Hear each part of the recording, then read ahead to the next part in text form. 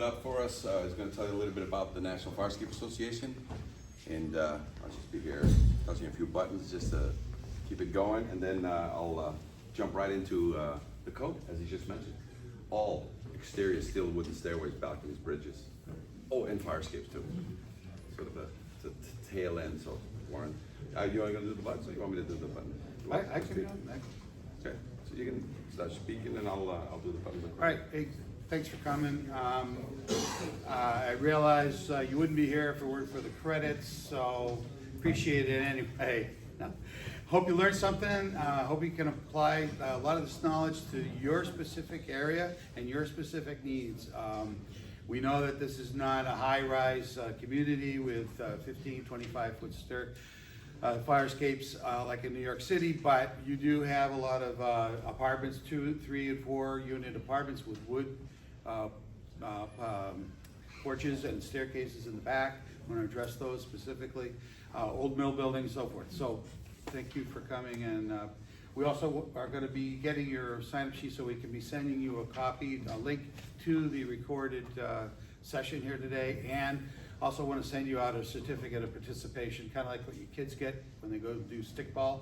But we're gonna, if you want to, it might look nice in your desk at home or in your office. So I'm gonna send that to you as well. Thank you for coming. We did put out here these handouts, and their significance is going to be revealed in a bit. But first, I want to play a video for you to kind of tell you about where fire escapes came from.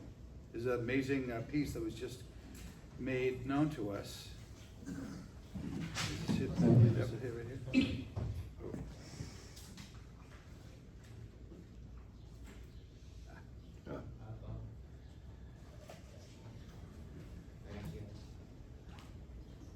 You can't separate classic New York architecture from the fire escape. They're all over. Stroll down any old street and you'll probably see something like this, or this, or this. And you've also seen them in classic movies, like West Side Story. And if you live in an apartment with one, you essentially have 6 square feet of free balcony. Of course, the fire escape has made it to other cities across the globe, but arguably, no city has embraced it like New York City. But this iconic aspect of the New York aesthetic has a dark side. In the 1700s, London's population was booming. To house this increasing population, buildings grew taller. But with these new heights came new challenges for fire control. So English inventors tried to come up with different ways to make these buildings safer. At the time, the quickest way out of a fire was to run up to the roof and across to another building, which didn't really work because fires spread so quickly that the other building was probably on fire too. They also invented these rolling ladders, canvas chutes, and these winchable platforms. Among these solutions was the first fire escape, although most early iterations looked nothing like what we think of today, and the fire escape remained a rarity. So let's fast forward to the late 1800s and cross the Atlantic to New York City. It was a time of mass migration to the city, mostly Europeans looking for work in factories. The Industrial Revolution had made it far more lucrative than ever before to have massive factories, and companies needed workers. These workers weren't paid enough to have much of a choice, and so they had to live in whatever they could find, which was the tenements, a sprawling array of partitioned warehouses and forgotten, decrepit row houses. Predictably, this didn't end well. More than half of all fires at the time occurred in the tenements. One of the first incidents to galvanize the public was a blaze at 142 Elm Street on February 2nd, 1860, when a bakery at the ground floor of a 6-story wood-frame tenement house, home to 24 families, caught fire, and many people were injured or killed. In response, the New York government passed the Act to Provide Against Unsafe Buildings in April of that year. The law called for the construction of fireproof stairs in a brick or stone. It said any ladders or stairs from the upper stories, if movable, were to be made of iron, and if not, to be made of wood. This is when the modern fire escape rears its head. The exterior staircases were cheap to build and could easily be added to existing construction. The fire escape invention seemed to be a simple and cost-efficient way to address the city requirement. However, the act was just one of many over the ensuing decades that, due to vague wording, lax oversight, and insufficient penalties, didn't make that much of a difference. Laws such as the 1867 Tenement Act didn't stem the tide before the constructed buildings. Landlords and property owners willingly skimped on safety to save money. According to Curbed, one woman was roasted to death on the landing of a fire escape because the fire escape stopped at the second floor. Even though there was very little proof fire escapes were a safe solution, between 1900 and 1901, there were thousands of orders for new fire escapes. The laws were very poorly enforced, but that started to change when a series of deadly fires, including a 1911 fire at the Triangle Shirtwaist Company, killed 146 garment workers, most of them young women. During the fire in the Ash Building, many young women perished while trying to use the fire escape, according to historian Sarah Romile. Many of them crowded onto the 9th and 10th story fire escapes. It soon warped with the heat of the fire and the weight of the workers, and the reportedly flimsy and poorly anchored structure collapsed, sending about 20 victims to their deaths 100 feet below.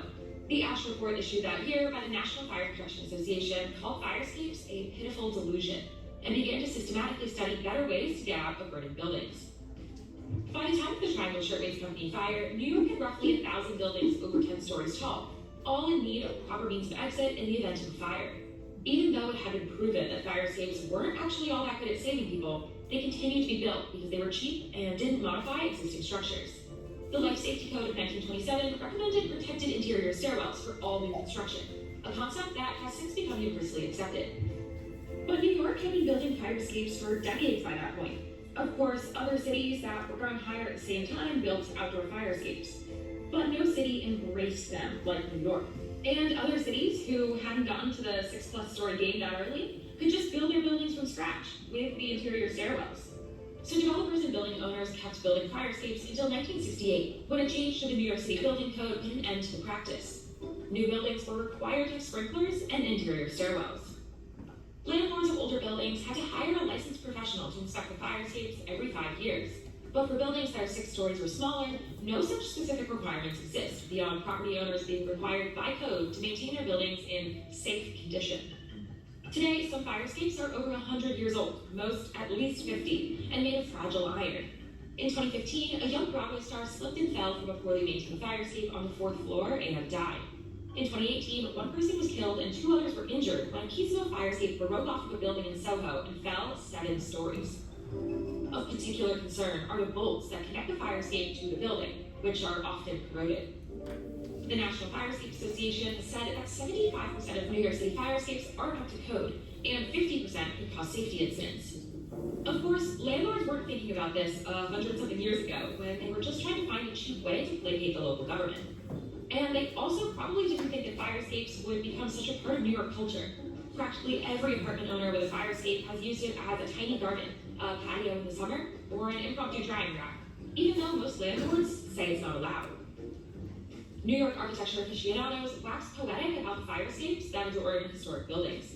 Although some officials have called for fire escapes to be removed around the city, it likely won't happen. Not only would it be an absolutely monumental task, but also many fire escapes are on historically protected buildings. They're an intrinsic part of New York culture, and many architecture advocates are fighting for their survival as we speak, calling them an unchangeable part of the face of New York. So while we wouldn't recommend sitting out on an ill-maintained fire escape, you don't have to worry too much if this iconic part of New York history is going anywhere.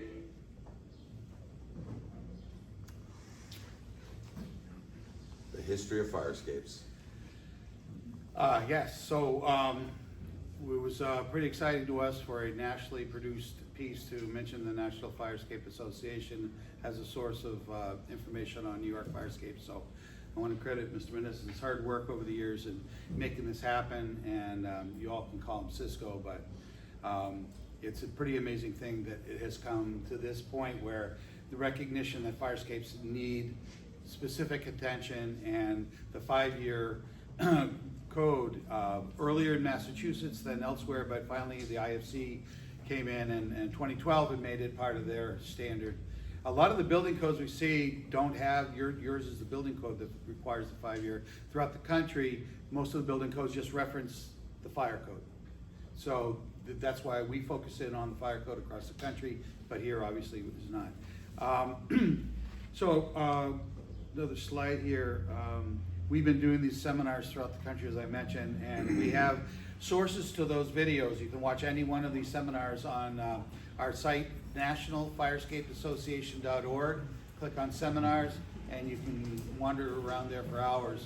You know, when you have nothing else to do, no kids to take care of, no yard to maintain or anything like that. When, in this packet that I want you to take are some examples of really great confidence tests that cities in this area have been using. Worcester was one of the early ones to take on that. Even before that, I didn't want to dwell on the building code because it was introduced. You guys know it. You read pieces that were really important about it. And the biggest thing is that all exterior staircases and balconies, that's the key. And we're going to talk about how to identify problems in the wood, because that's something that's specific to right here. You have many more of those than steel. But if any of you want to have for your city or jurisdiction one of these code to use with all, in other words, you can require any fire escape inspection, 5-year inspection, to be filled out on the confidence test, so you have a standard information base to come from it. As everybody then is held accountable to answer these 25 questions, they become industry standard, and we have blanks that we can either set it up for you with your city ed information, or send you a PDF that your department can then brand for your specific town. Okay, so just let me know, and we'll take care of you in that way. It's a checklist that's very easy to follow. We're also going to talk more about some of the other codes that are happening throughout the country that are expanding the scope a little bit, and we'll be talking about that specifically in Oregon, because they were the first state to really introduce an alternative to just load testing. They could actually accept a reconditioned fire escape that is shown, and with an engineer's blessing stamp, that the fire escape is now in its put back in its more or less its original condition through restoration, not repair, just putting in new bolts over old rust. That's not a restoration. You got to get rid of the rust, prime it, seal it, put in the new hardware. Now you're talking about a restorated joint. And the big thing that the Boston code, the Massachusetts code talks about is exactly that. It's the joints, it's the points of contact with the building and with each individual piece. That's the major point of concern, because that's where the rust develops, that's where the water gets trapped, and dangers happen there. Okay, so that's something to watch for. Moving on, we just did a seminar in Worcester this year, and I want to play that for you. That's not a touch screen, right? Yeah, good. Hey, it's Cisco from the National Farscape Association, taking a look at a farscape that we were asked to just take a peek downtown, see if we find anything of interest. Let's take a look at this farscape. This is a big monster farscape on this building, and I believe it's the music hall. It may not be, but I believe it's the music hall. So let's take a look at some of the things that you first look for. The first thing you look for is it must be structurally sound, must be kept painted. More important is that it's kept painted. So let's look at that first. If it hasn't been kept painted, in order for it to look like this, you have to ignore it for anywhere from 25 to 50 years, not 15 to 25. 25 to 50 years, you have to ignore it. Nobody's touched this. Now, why is that important? Because if you don't keep a connection tight, water gets in, expands the connection, and it V's this way, V's this way, or V's this way, and the connections fail and they start rocking. So let's take some of the connection problems. So, can I prove that it's not been painted in 25 to 50 years? The answer is yes. Look at it. Look at all the splotches. She's more brown than she is black. All right, let's take a look at the treads, which is what tenants used to get out and what firemen used to get in. So let's look at the treads. Look at them. Let's look at them. They look. Oh, by the way, can this come down in this snow pile? It can't. So right now, they're blocking the ability for anybody to exit out of this. Okay. Let's take a look from here. Let's see if she is managed, the weight box is managed correctly. There's a release arm on it. So if you zoom in it, she's been damaged. She's been hit. So that's a bent release arm. Let's look at the weight itself. So if you go over here to this side, and you look straight down, and you see that the whole tail of the weight wants to drop to the ground. Okay, so now we're going to go up the stairs, looking at all the treads. What do we see right now? Because you didn't keep it painted, look at that tread right there that's already fallen. Well, you know what? That needs to be emergency repaired today. Why? So that tenants and anybody in this building can get out. But more important, the firemen who are getting in the dark, they're not going to see that tread until you fall through it. So right now, tenants are going to get hurt, firefighters, first responders, you're trying to get through this, they're gonna get hurt right away. Let's take a look at the rest of the structure. I see the gussets on the corner of the railing up there, of the platform. Rust jacking, 1/2 inch to 3/4 inch. With the naked eye, I can see that. Now, if you come over here and you zoom to that platform up there, and you zoom to the back, look, there's 1 inch of rust on that back corner. See it? Look at that. So that's a life safety concern because that's what's holding it towards the building. All right? I've got cement. Look down here. Look at the cement in that wall over there and how she ties back in. We've got blown out cement connections into the building. So would I pass this fire escape today? Right off the bat, it hasn't been kept painted. It says, I'm going to find problems on this fire escape, structural. More important, is there any life safety or imminent dangers? We have one right away. So the question to everybody, when it comes to fire escape, what do you know? When did you know it? And what are you doing about it? And that's one of the reasons why we're here today, is to have people tell you immediately when there's an issue on a building that can be used as we speak today. And if there are people inside this building, that tread needs to be fixed, and any other tread that potentially could be falling, or any gusset that's gone, or any weight box, or any release arm, it needs to be dealt with ASAP. Cisco, the fire escape guy, but here we are at the National Fire Escape Association seminar in Worcester. Hey, it's Cisco from... So in that light, I'd like to introduce Cisco Meneses, who's been beating this drum of safety and awareness throughout Massachusetts and the country for over 15, 25 years, and he's done a really good job of it. It just shows you when you're looking out there, what we want to stress is that this, just relax, and it's not really your job to identify all the problems on a fire escape. That's the job of the third-party professional. So the design professional, others that you accept who has experience and proper licenses to be that other inspector. So that takes a lot of the onus off you. You're mostly calling for the inspection. And with that, I'm going to introduce Mr. Meneses. Thank you, Warren. All right, guys, let's start off I'm going to go over some of my credentials to give you an idea of how I've suffered in the fire escape realm. But in the past, since January, how many of you in the entire room have written a fire escape violation? Just raise your hand. One. Fire escapes are not sexy. It's the bastard child of egress, out of sight, out of mind. And don't forget, it's just not iron fire escapes you write a violation on. It's wood staircases on the back porch, or wood, if you got a 2 or 3 story building, apartment house. That's how these people get out. So we're gonna show you some issues here of when people are getting hurt, but we only had one hand raised and we're already in May, right? 5 months have gone by and none of you have written a fire escape violation. It's not a sexy thing. It's not even in your when you're walking in a building, all your 110 inspections or the fire code guys, nobody's looking at this fire escape. They expect it to last forever. They're only 75 to 125 years old, most of these fire escapes. And as you can see, they stopped building them in '68, but there's still a lot of fire escapes coming your way when somebody has an existing structure. So let's get that code out of the way. Can I build a new fire escape today on a new building? No. Perfect. Can I build a new fire escape on a pre-existing structure? Yes. Yes. So fire escapes are still here. Even though everybody thinks they're gone, they're still here, but only on pre-existing structures. You dig a hole in the ground, no fire escapes. Internal stairs, that's where everything's gone. But you take a barn, a church, a mansion that has a central stair, and it needs an exit solution. Guess what most of the time the exit solution is going to be? These people that have 1, 2, or 3 families that they're converting into 2, 3, 4 families. The attic space all of a sudden now becomes a viable location. Guess what the answer is to get those people out? It's a fire escape. Can I build it out of wood? Can fire escape be made out of wood? Yes. On a wood structure? Yeah. Can it be made out of wood on a brick structure? Construction type. Construction type, it must match the building construction type.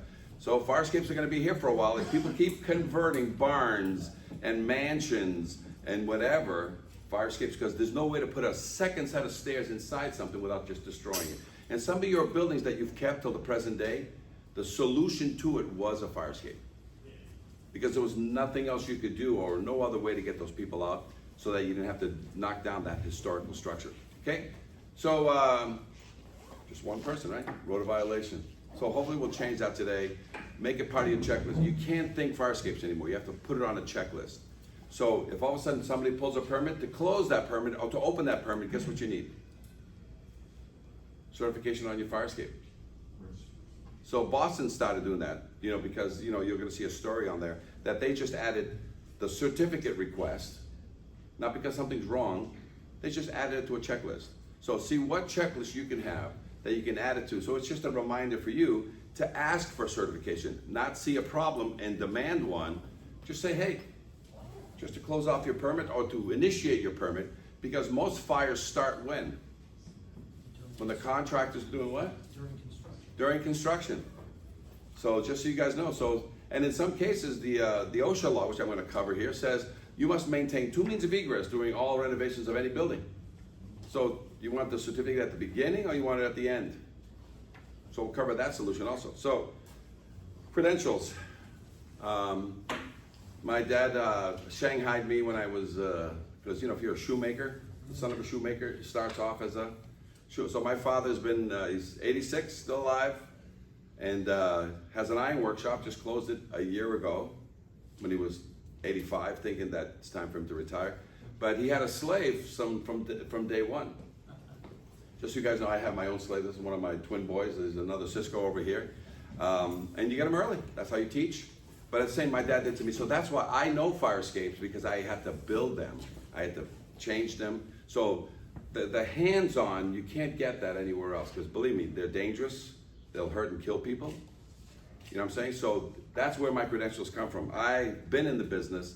And then when I asked questions of fire officials and building officials in and around Somerville and Cambridge, that's where I'm from, guess what kind of information they would provide to me regarding fire escapes? I would ask engineers and architects, hey, fire escapes, what do you think and how they should be built? Because these books got thrown away in the 1920s. They built all the fire escapes you could ever imagine in the 1920s. Then in the 1930s, NFPA came along and says, you know what, let's start sprinkling these buildings. These fire escapes are gonna go away anyway over time. But then somebody invented duct tape, paper clips, wire, chicken wire. What else did they use to keep these buildings up in the air? So that's where I came from. So one of the things that I started and it helped was the National Fire Escape Association. So I put together, as I was gathering information, I'm like, who do I give this to? So that's where the National Fire Escape Association came. Just me gathering so much information, I needed to get back to you guys.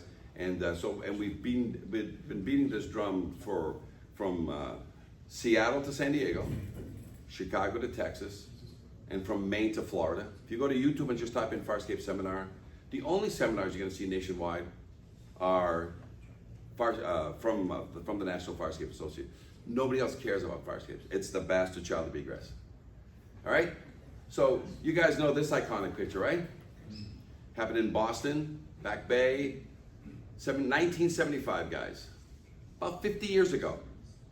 50 years ago, the IBC in Massachusetts only changed the code to add the 5-year rule. 1975. Was great then. It has gone to sleep since, but it's great then. So in the entire country, the only IBC code that was modified after an incident was Massachusetts. And just so you know, everybody's catching up. So as of last year, 2 years ago, in 2022, California finally added the 5-year rule to fire escape. So in case you go to vacation in California, it was in January 1, 2022 that they've added the 5-year rule to all their tall buildings with fire escapes. Prior to that, that's how slow this is. So it's not a sexy thing. This is a great little piece that you guys should understand what happened here in 1975 in Boston. Is one of the most iconic and powerful photographs of the 20th century. Taken on July 22nd, 1975, the image captures the moment when 19-year-old Diana Bryant and her 2-year-old goddaughter, T.R. Jones, fell from a fire escape after it suddenly collapsed during an attempted rescue from a fire in a dilapidated apartment building in Boston. The person who took these almost unbelievable shots was Stanley Foreman, a staff photographer at the Boston Herald who would later become a winner of the coveted Pulitzer Prize.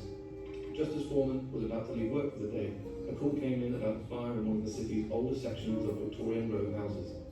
He rushed to the scene and started to document what seemed like a fairly ordinary fire department rescue. That was all about to change. A firefighter named Robert O'Neill was tasked with getting the two down safely that day. He ushered in the rescue ladder whilst Diana and TR waited for it to reach them. O'Neill climbed onto the rescue ladder and had just asked Diana to pass him her goddaughter when, without warning, the fire escape collapsed under their feet, sending them plummeting towards the ground 5 floors below. As they fell, Foreman's journalistic instincts took over. He frantically took a number of exposures from his motorized camera, but before the two hit concrete below, it dawned on Foreman what was happening.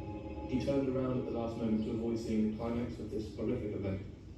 Still processing what had taken place in front of him, he wasn't aware of the incredible and tragic moments he had just captured until he had developed his film in the dark room later that day. In 1975, Boston was going through a difficult period. The city was struggling with poverty, racism, and high crime rates. The South End in particular was a neighborhood plagued by drugs and violence. The fire escape collapse that led to Diana Bryant's death was the result of a combination of factors, including poor building maintenance, lax enforcement of safety regulations, and inadequate housing policies. The photograph became a symbol of the social and economic problems facing the city at the time. But whilst these photos are a powerful reminder of the importance of building safety and the need to address the housing crisis in America's urban areas, it is also a symbol of our shared humanity. It reminds us about the fragility of life, the randomness of tragedy, and the importance of compassion. They are also a reminder of the importance of journalism and how journalists have a critical role to play in holding power to account and shining a light on the injustices and inequalities that exist in our society. Stanley Foreman was not looking for this photograph, but he stumbled upon it and captured a moment that would have otherwise gone unnoticed. His photograph became a catalyst for change. It forced people to confront the problems facing their city and take action to address them.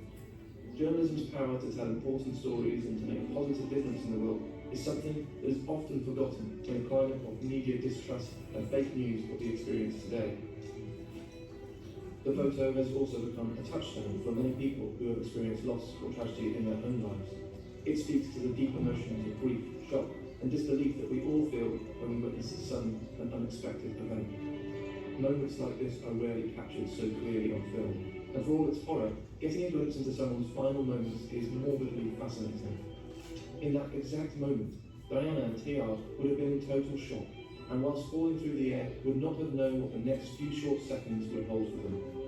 And even now, decades after the event, looking at this photo and knowing that Diana would be killed feels almost invasive. Like we shouldn't be allowed to know the outcome when, in this frozen moment in time, not even she does. Yet humans are fascinated by these moments. It's almost impossible not to analyse every square millimetre of the image, trying to imagine how they must have felt, looking for clues in facial expressions and body positions. It might be something to do with our innate fear of death, and when we have the chance to see someone so close to it, we look for anything that might inform us further about this inevitable stage of our existence. The image pierces our deepest fears, and for that, it holds a certain kind of beauty. But that's not the only reason. It also captures pure, unfiltered, uncompromising emotion. And purity of emotion is quite beautiful, even when it's not the positive one. The beauty also stems from the sheer physics of the scene. We get to see gravity in all its terrifying glory, everything falling in unison, from Diana and TR to the ironwork and flower pots. In real time, this chaos would have been over in a flash, but when captured on film, we get to study every detail. It's the combination of all these things, our fear of death, our emotional empathy, our fascination with the physical world around us, that makes this photograph so special and makes it add up to a sum greater than its parts.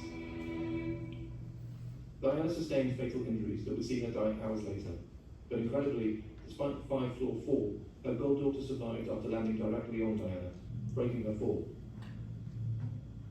The photograph of Diana and TR falling from a fire escape is a haunting and unforgettable image that continues to resonate with us today. It speaks to our deepest fears and our greatest hopes, and it challenges us to confront the complexities of the world around us with courage and compassion. So, as you guys can see, that changed the code in Massachusetts, but nowhere else in the nation. Nowhere else. Today, the IBC nowhere in the nation has a 5-year rule. Nowhere. It says you must maintain it all times, keep it safe. Think about that. Finally, 100 years later, the IBC said, you know what? Let's give it to the IFC. So the 1104 is the code that I'm going to discuss today, and talk to you about how the International Fire Code took it over in about 40 states. In about 10 states, like Massachusetts, the IBC still controls it. But all your other IBC states, none of them have a 5-year rule. Unless they're referencing the IFC, which says we are going to do this every 5 years. And you know, like California in 2022, January 1 says, you know what? It's about time we looked at our fire escapes every 5 years. Like we do our sprinklers, our elevators, our standpipes. You know, we should periodically look at those things, right? So, Boston Globe came out with an ad a year or so ago, right? We were part of that ad. But they went and looked at all the fire escapes in Boston. So don't feel bad that you know, you don't have everything under control. Boston has over 9,000 fire escapes that they've counted over time. They have documents or a certificate or something on that.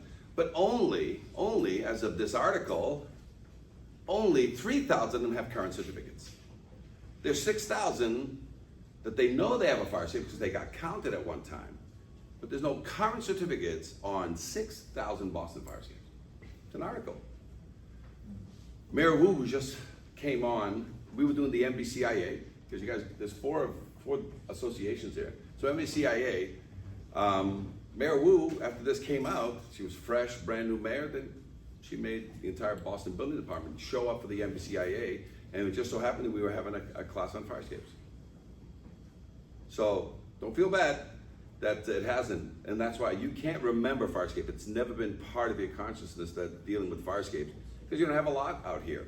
And the few that exist are either wood and partial steel. So just pick it a checklist item. Put it on a checklist of some kind, okay? But think about that. In Boston, an article, 9,000, 3,000 have been doing their certifications every 5 years. And 6,000 don't. You know who's picking this up now? Insurance companies. Insurance companies, especially in Boston, are starting to do your job, and that is they're going to the jacket in Boston, which is online, looking for certificates, seeing none. The insurance company, like Brownstone Insurance, who handles a lot of the condos that have these fire escapes in the back, send you a letter that says you got 30 days to provide us with a certificate, or no insurance. You know what happens, because I'm an expert witness on a lot of cases, and I'll share that with you guys today. You know what happens when a fireman gets hurt, or a tenant gets hurt on a fire escape that's not certified? You know how many excuses an insurance company needs not to pay? They just need that one. That's the only one they need. Because the key becomes, and you see when we take our break, we're gonna have a nice session about how rust grows. But I use these very same pieces on expert witness cases. And I have 100% success rate, because as soon as you show somebody, such as a jury, you show them how rust grows, it's the smoking gun. Because you have to ignore it for 25 to 50 years for it to hurt somebody. Sometimes when you have a 1 inch of rust, it's 75 years of just leave it alone, never paint it, never touch it. And so the key question that determines whether you win or lose a case is, was it preventable? Do you have a time machine, or do you have something that's just tracking it? Yeah, I got rust growth over here that I can show the rust that dropped somebody. So I'll share a few cases with you guys. My most extensive case that I ever had was the city of Los Angeles hired me to be expert witness on a fire escape that somebody got electrocuted because the wires that were running 4,000 volts were only within 2 feet of grabbing. But that's not what he did. You know, he was bringing us some sheetrock and he disturbed the wires and electrocuted himself. Different thing, but $50 million, that's what they got sued for. By the person who got electrocuted on the fire escape near wires that belong to the city of Los Angeles. All right, so let's go. You guys remember the station night fire? And so what Hank Philby Ryan, she came to me and said, hey, I want to do a story on fire escapes. I said, sure. And she goes, you know, I just want to show that people, you have a way out, and you've got this piece of metal outside your building. And I said, well, the majority of those fail. She goes, no, they can't, because there's a code, there's a law.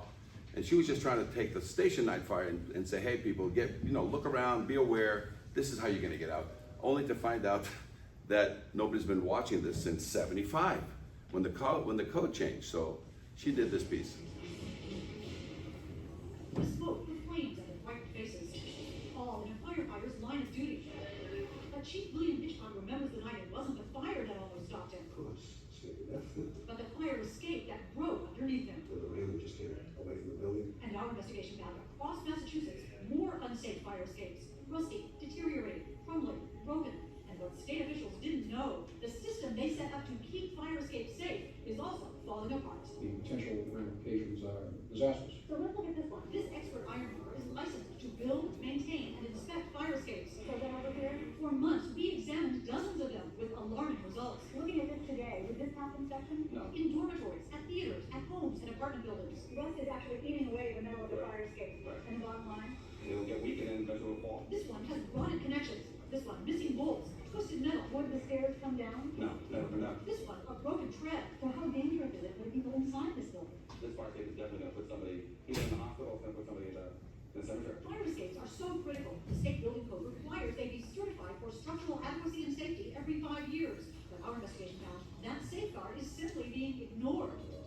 Here's proof. We chose fire escapes at random in Boston, Somerville, Cambridge, Worcester, and here in Quincy. We checked building department files, but there's no fire escape certification. To see if building owners have submitted their mandatory inspection reports. There's no certification in this region. Bottom line, not one we checked in Quincy had been certified as safe. And the Director of Inspectional Services admitted because of staffing shortages, the city has no idea how many other fire escape owners are breaking the rules. And as a result, do you know how many fire escapes in your city are safe or not? Well, I don't know. In Worcester, not one we checked was certified. In Somerville, 4 more fire escapes. The vault is best. Not one up-to-date certification. And again, no system for keeping track. What can they get away with? I guess that the short answer is all, because we don't have the resources to sit here and follow up on these things. If structural deficiencies are reported, local building inspectors can actually evacuate residents until repairs are made. Would you talk to us on camera about this? No, but when we surveyed 24 more communities, most admitted they had no idea how many fire escapes were certified. In Taunton, inspectors told us they haven't seen a certification in 25 years. Northampton officials said it's a cold day in hell when that happens. Hey, what's the matter? In Boston, where there are more than 8,000 fire escapes, again, according to inspectional services, not one we checked was certified. Officials know they are required to enforce the building code, but they admit they don't always know if owners are breaking the law. The building code is being ignored. Right, but it's difficult to write a violation, we don't have knowledge of something like that. But state officials say for a critical issue like this, communities should know, and they warn the Massachusetts building code is not optional. Does it worry you that these fire escapes are not being certified? This is an important issue, and it should not be ignored. That's because after the smoke and flames begin, it'll be too late to learn you've got no way out. I can't stress enough, Hank, that these things have to be maintained and someone's gonna be watching it. As a result of our investigation, state officials will now issue an alert to local inspectors. Meanwhile, if there's a fire escape on your home or office, you can contact your local building department to make sure it's properly certified. In the newsroom, I'm Hank WI. Station 9 fire, how many years ago? She looks good, right? She's older, I'm older. I had hair then. Been beating this drum for a while, guys. But you know, fire escapes will eat anybody. Will eat a tenant, will eat a fireman, and it will kill even people who fix fire escapes. It kills them. We have proof of that, you know what I'm saying? So just be aware, it is a deck of cards, and if you properly maintain them, it's one thing, but when you're trying to fix something that is in a catastrophic state, because it's been ignored for 75 to 125 years, you have to know what you're doing. You know what I'm saying? You're dancing on fire. So let's take a look at this one. This just happened recently, guys, probably within the past couple of years. And this really applies to you because you have a lot of wood, right? So let me show you what happens when wood is not maintained. And everybody knows that a majority of your structures, a lot of them are still pine painted. You know what I'm saying? But if you're gonna have a deck that has pressure treated, you put a nail into it, that nail's gonna get eaten by the chemicals inside PT. Nails in pine get eaten by water, get eaten by just the day-to-day of living for 35 to 55 years. and a spot of paint once in a while, and ants and termites and rot. So this was captured on a Ring camera, guys. This is what's happening in your neck of the woods. One of the cities, I don't know if it's Agawam represented here today. Agawam is now looking at all their, the departments there. What do you call it? You guys are on the apartments kick right now. Huge. You can, if you want to talk briefly about that. Why did apartment buildings come to play? You know, what was the main? There are 2 buildings that haven't been done in years of certificates and stuff, so we are bringing them into code today. I think you have a program going on right now in Agawam, right? There's an actual, they made it a focus. What's the name of that program that you guys have? I'm not sure. Yeah. Kevin, right? Is the, I'm Daniel. no, I'm saying Kevin is the one. Kevin is the one. Yeah, that I dealt with there on some of the inspections. Just one of the complexes had 60 wood fire escapes. 60 on 3 buildings. Then right across the street was River, 21 River, and that one hasn't been touched. Got a lot of plastic. You know, it's kind of funny. That one to me is as an example is when it got a lot of plastic surgery. You know what I'm saying? It looked great until you looked under the skirt. Then things just didn't add up. All right, so let's take a look at this, guys. You'll love this one. Oh.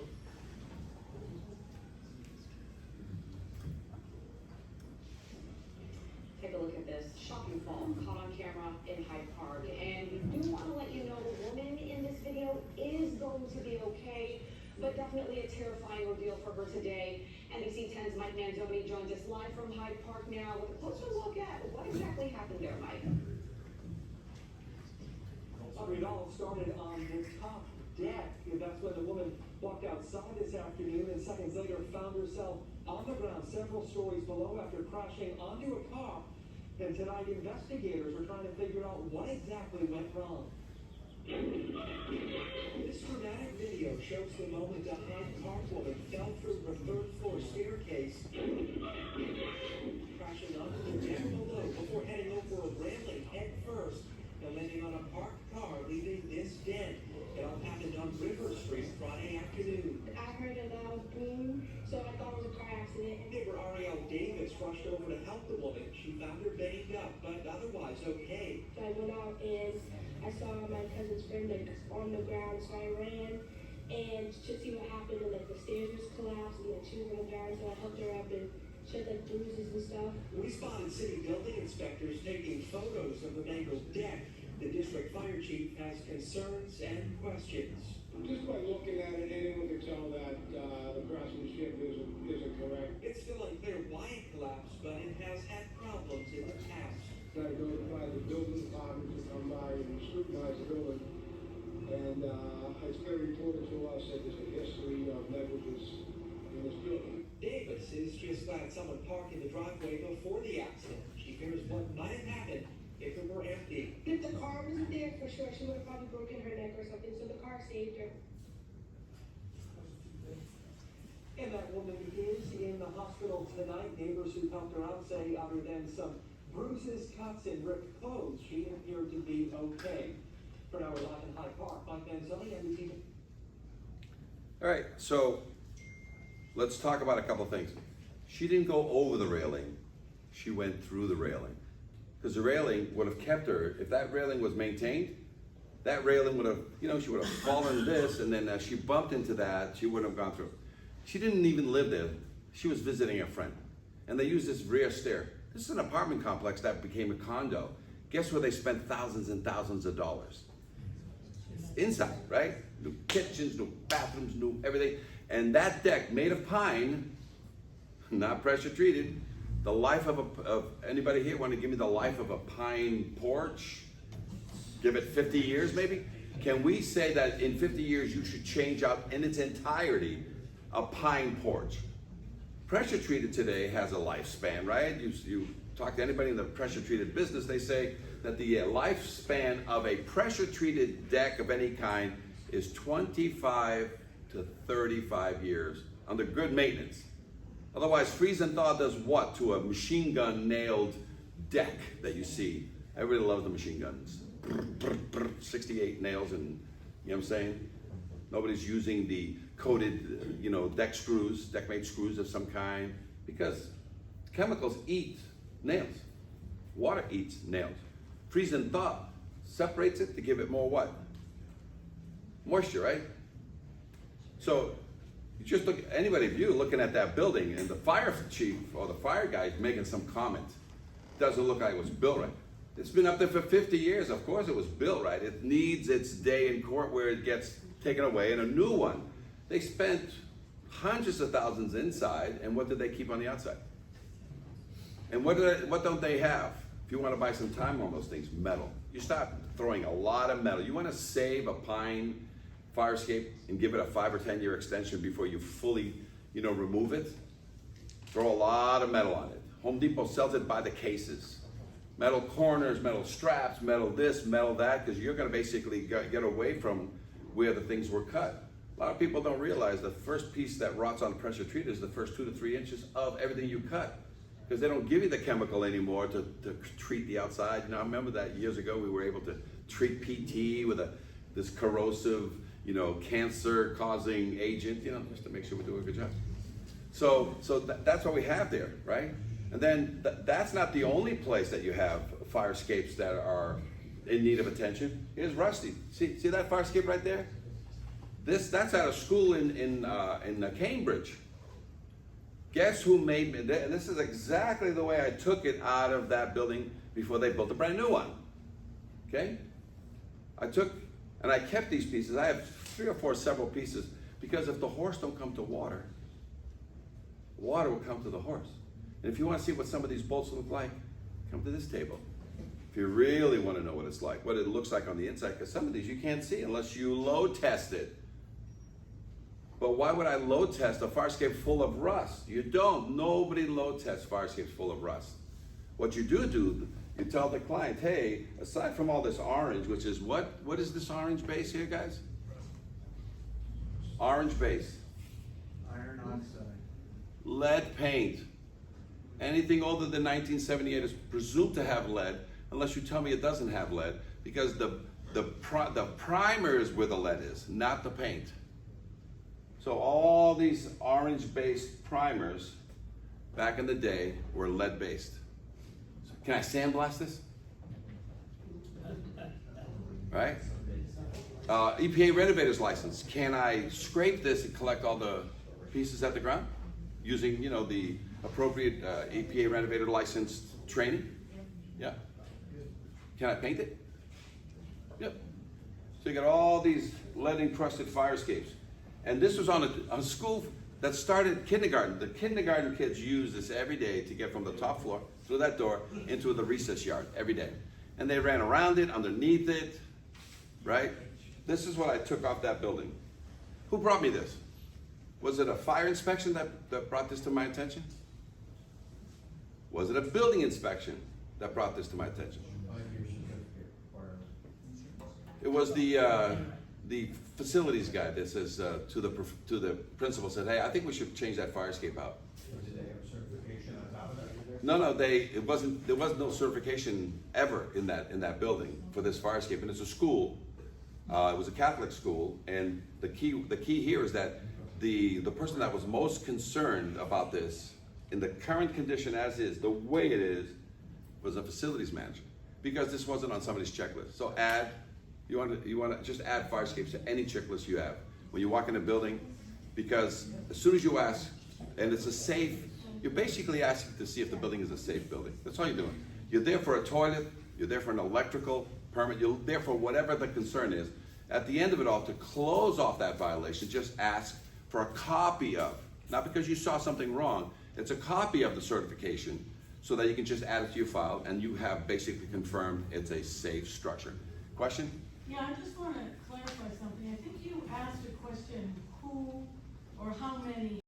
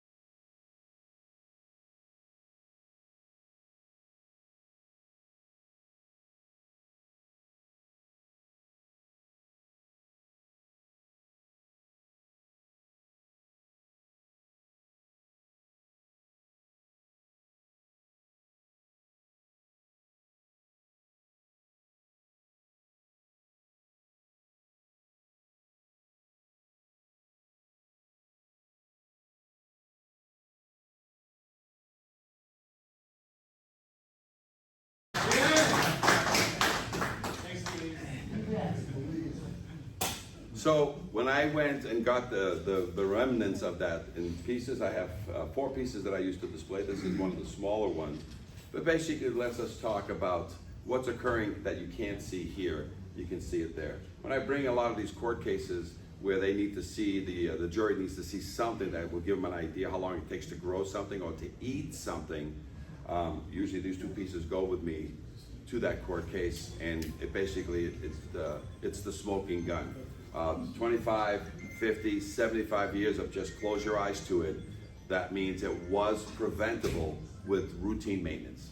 A paint job and routine maintenance, which means including, restoring the fire escape, and that means removing the internal rust. Rust is the cancer of iron. You have to remove it. If you leave it there, yet you put a new bolt in it, or you just leave it the way it is and you hope for the best, or you load test it even with rust in it, I'm fine, let's keep it going. It's not the case. Okay, because these things are still bringing in multi-million-dollar results at the end, and I mean multi-million-dollar settlements that are occurring every time we can prove that it was preventable. Okay, and that's just a piece of paper that the owner has. And by the way, it's not your job to make him give that certificate. It's in the code. You own property. It's your job to know everything you're supposed to do associated with that, and exterior means of egress must be maintained by you, and they're supposed to give you a copy of the certificate. You're not supposed to say, hey, it's up, where is it? Because it's not your job. Your job is not to enforce it. Your job is just to receive something that they do all the time on their building. So here's some structural things. This right there is just me inspecting the Chelsea House up in Boston for veterans. So if the hand grenades and the bullets didn't kill you, maybe a falling fire escape will get you. Sad way to go.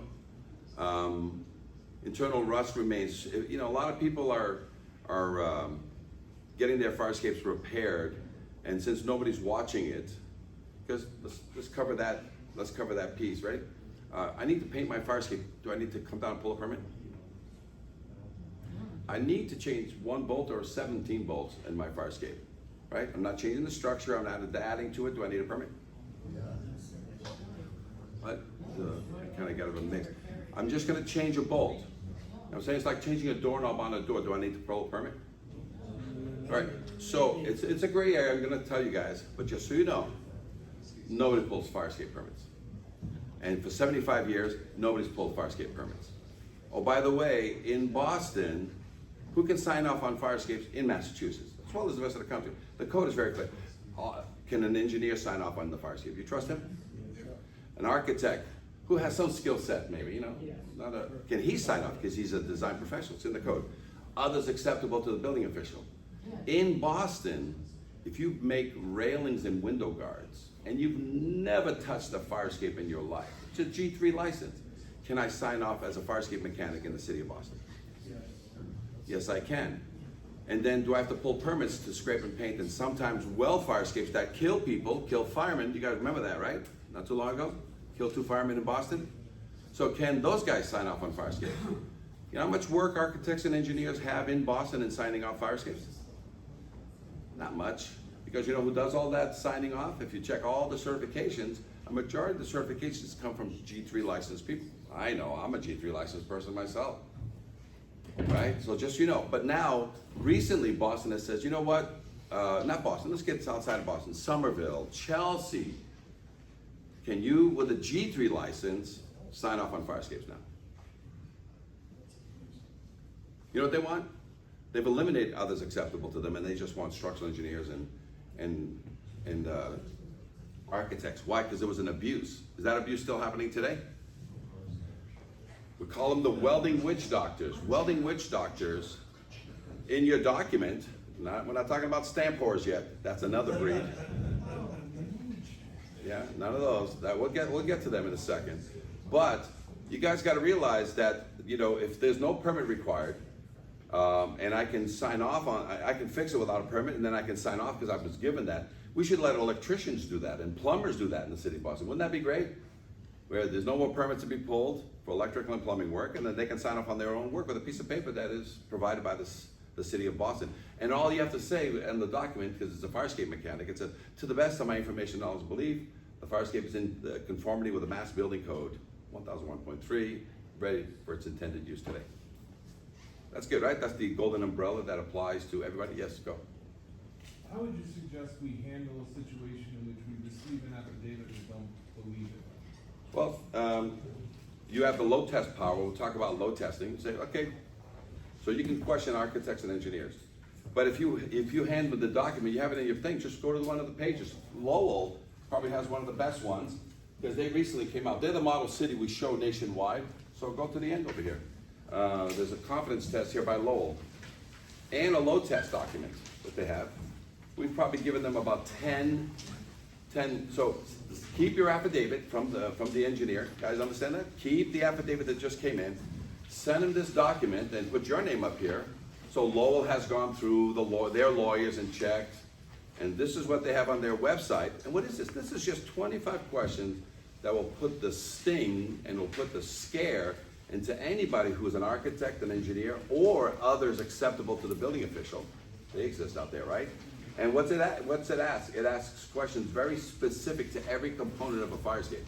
So keep the affidavit, make sure they're not lying, because some of these guys do a drive-by. You know what I'm saying? They drive by, they look up, it's black, and they fill out the thing. The client gives them, it's a great drive-by school thing. They get the $500, they send the document, and all it says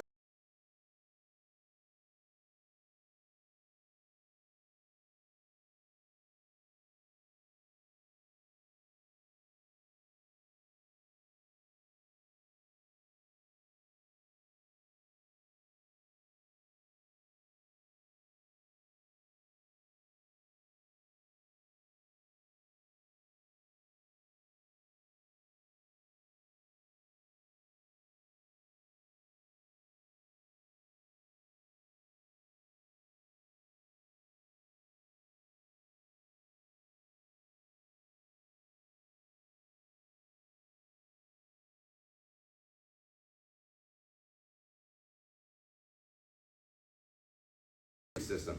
Everything. And if that engineer is willing to put his company line and his insurance on the line, he will so by signing at the end. Lowell also has a 1-year checklist. You know who that's for? So if you have 1 year, you have the management company, the owners do the 1-year checklist, and it's a simple question. Let me see, the bolts look all right? Opinion. Paint looks good? Opinion. All the moving parts, the ladders, the windows, the doors, they all work?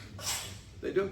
So you got a 5-year inspection by a real professional, and then every year, the management company or something, they just, yeah. I checked it, the 1-year check. And is it painted? The bolts look all right? Did a truck hit it since we last looked at it? So they have a 1 year. There's 1 years in California. There's no 1 year here in Massachusetts, but Lowell made a 1 year. And this is, you don't need an engineer, an architect, or others to do this one.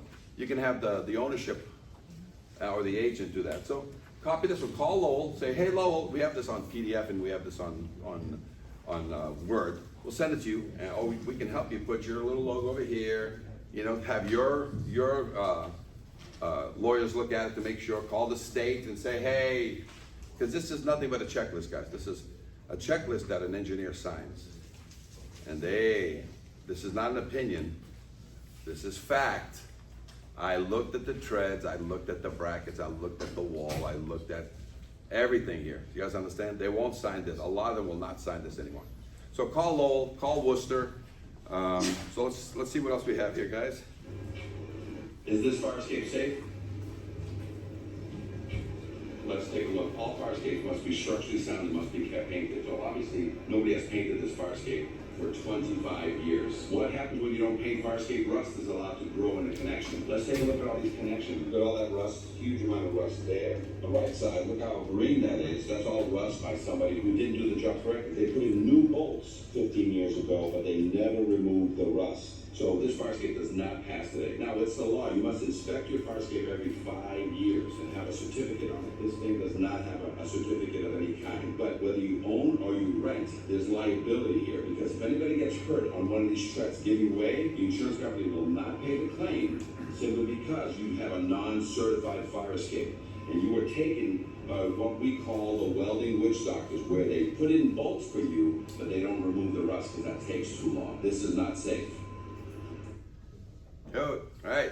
if you might have seen TikTok, we have a couple of million views out there, but all over the nation, every time I'm in and I inspect nationwide, I always go out and just randomly look at fire escapes and see what the status is. So you'll, on the TikTok or Instagram or on YouTube, just look fire escape guy, and we just go around and expose and make people aware who are not in this class that fire escapes need to be inspected every 5 years. So I'm doing my best to get the word out, but a lot of people now, one of the things we always teach, ask your landlord and your management company for where the copy of the certificate is before you pay your next rent check. Not many people like that. So codes, we're going to talk about only 3 codes: IFC, IBC, and the NFPA, and then a 4th code which kind of lingers in the outside, the OSHA codes, that talks about that, you know, during any activity on a building, if the building is sizable, OSHA kicks in, okay? And that means you must maintain 2 means of egress at all times. Certified before you start any activity. Okay, so IBC versus IFC versus the NFPA. The NFPA is pretty simple. They wrote it once in 1927, right? The authority having jurisdiction shall accept by load tests or other evidence of strength. 1927. Do they have a 5-year rule? Are they here in Quincy? Are we having is there a show in Florida that I'm gonna be teaching the first ever fire escape class in June? Is there a 5-year rule? I'm trying to get them to put in that's it. Just do this every 5 years. Load test it or other evidence of strength. Change every bolt here. You know what happens when I cut this piece of steel that's 125 years old? It's as shiny as the first day. The connections is all my concerns, right? Just these connections. Welds, we got this weld done by a certified welder in the field. Can you weld in the field? Well, state of California was getting so much abuse since it's the granddad. They wrote a law that says you cannot weld in the field a bolted fire escape that needs to do this. Heat up in the summer and cool down in the winter, shake around when there's an earthquake, move when there's building and wind, because as soon as you weld it shut and you don't remove the rust inside, what happens, guys, to that welded connection? And so they are outlawed, it's in their code, welding witch doctors. Guess what other states have adopted that? So if I tell you that it's against the law in this state, would you, until it reaches my state, which it never will you stop the welding witch doctors from killing tenants, killing people? You think they pull fire permits on these old wood structures? When they're hot permit? They should be getting hot works if they're welding. Should be for the fire department. I'm not saying they are, I'm saying they should be. So this is where we're gonna come in, talk to you about some of the codes, guys, and say that if you mash all the codes together, you know what you guys get? If you mash all the codes together, please look at the Oregon building code. Because on this sheet of paper is the standards, the technical bulletin that we send out to you guys is the no welding on a fire escape is allowed, that it's a bolted fire escape. It doesn't mean I can't have a welded fire escape that I certify. I can. Weld it correctly in the shop, bolted in the field, and then galvanized. Yeah, there's a few out there, but 99.5% of all the fire escapes in the US are bolted fire escapes, riveted fire escapes from day one. Today, can I get an all-welded fire escape to show up at a site and I'll certify it? The answer is yes. Because it was all done in the shop, then only some additional bolts. Can they field weld a fire escape based on the law in New York? Nope. Can they repair a fire escape in New York with a weld? Huh? Nope. So the Oregon code, guys, what it is, it's a mishmash of everything you've ever wanted. So all they did is they took the International Fire Code, which is 2 paragraphs, like the International Building Code, which is 2 paragraphs, and they added what's called an exception. And what the exception is, it's the description of other evidence of strength. When you go and look at it, you're gonna see that they amended their code to say that if you refurbish this thing in its entirety, there is no load test. It's an either or. Just like the NFPA did it in 1927. The authority having jurisdiction shall accept by load test something that keeps getting older because you want to keep your old bolts, square heads, or other evidence of strength. Other evidence of strength, you take out all the square heads, put in some nice hex heads, remove 100% of the rust and prove it. Silicone shut this thing from a future water intrusion. Now, would you allow it to pass with other evidence of strength in your area? So they wrote the code accordingly. So when they mashed all the codes together from San Francisco, from California, IFC, IBC, it's one of your sheets here. I'll find it. I think it's just before.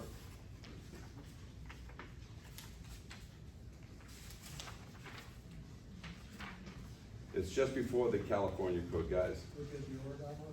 All right, the Oregon Fire Code, which is nothing but an IBC code that got thrown into the IFC code, and all they did, when you read the exceptions, we'll go into a little bit more detail after the break, that's all it is. They're just saying, yeah, can you not load test my fire escape? The answer is yes. And they put it into their code to help everybody understand. So if all of a sudden somebody says to you, what do you mean I don't have to load test if I change all the bolts? We have to go all the way to Oregon and get that. Oh, by the way, they say things like, post a condition of the fire escape, post a tag, which we're going to talk about.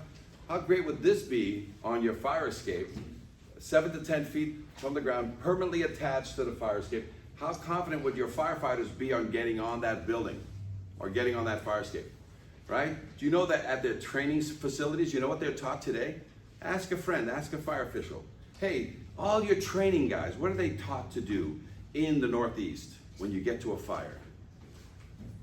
Do not get on any fire escapes. At all costs, even the life of the people above you that you can access via fire escape, don't get on it. Because most likely that fire escape will take your life. But if there was a tag there that looks like that, right? So it's a piece of fire protection equipment with a tag on it.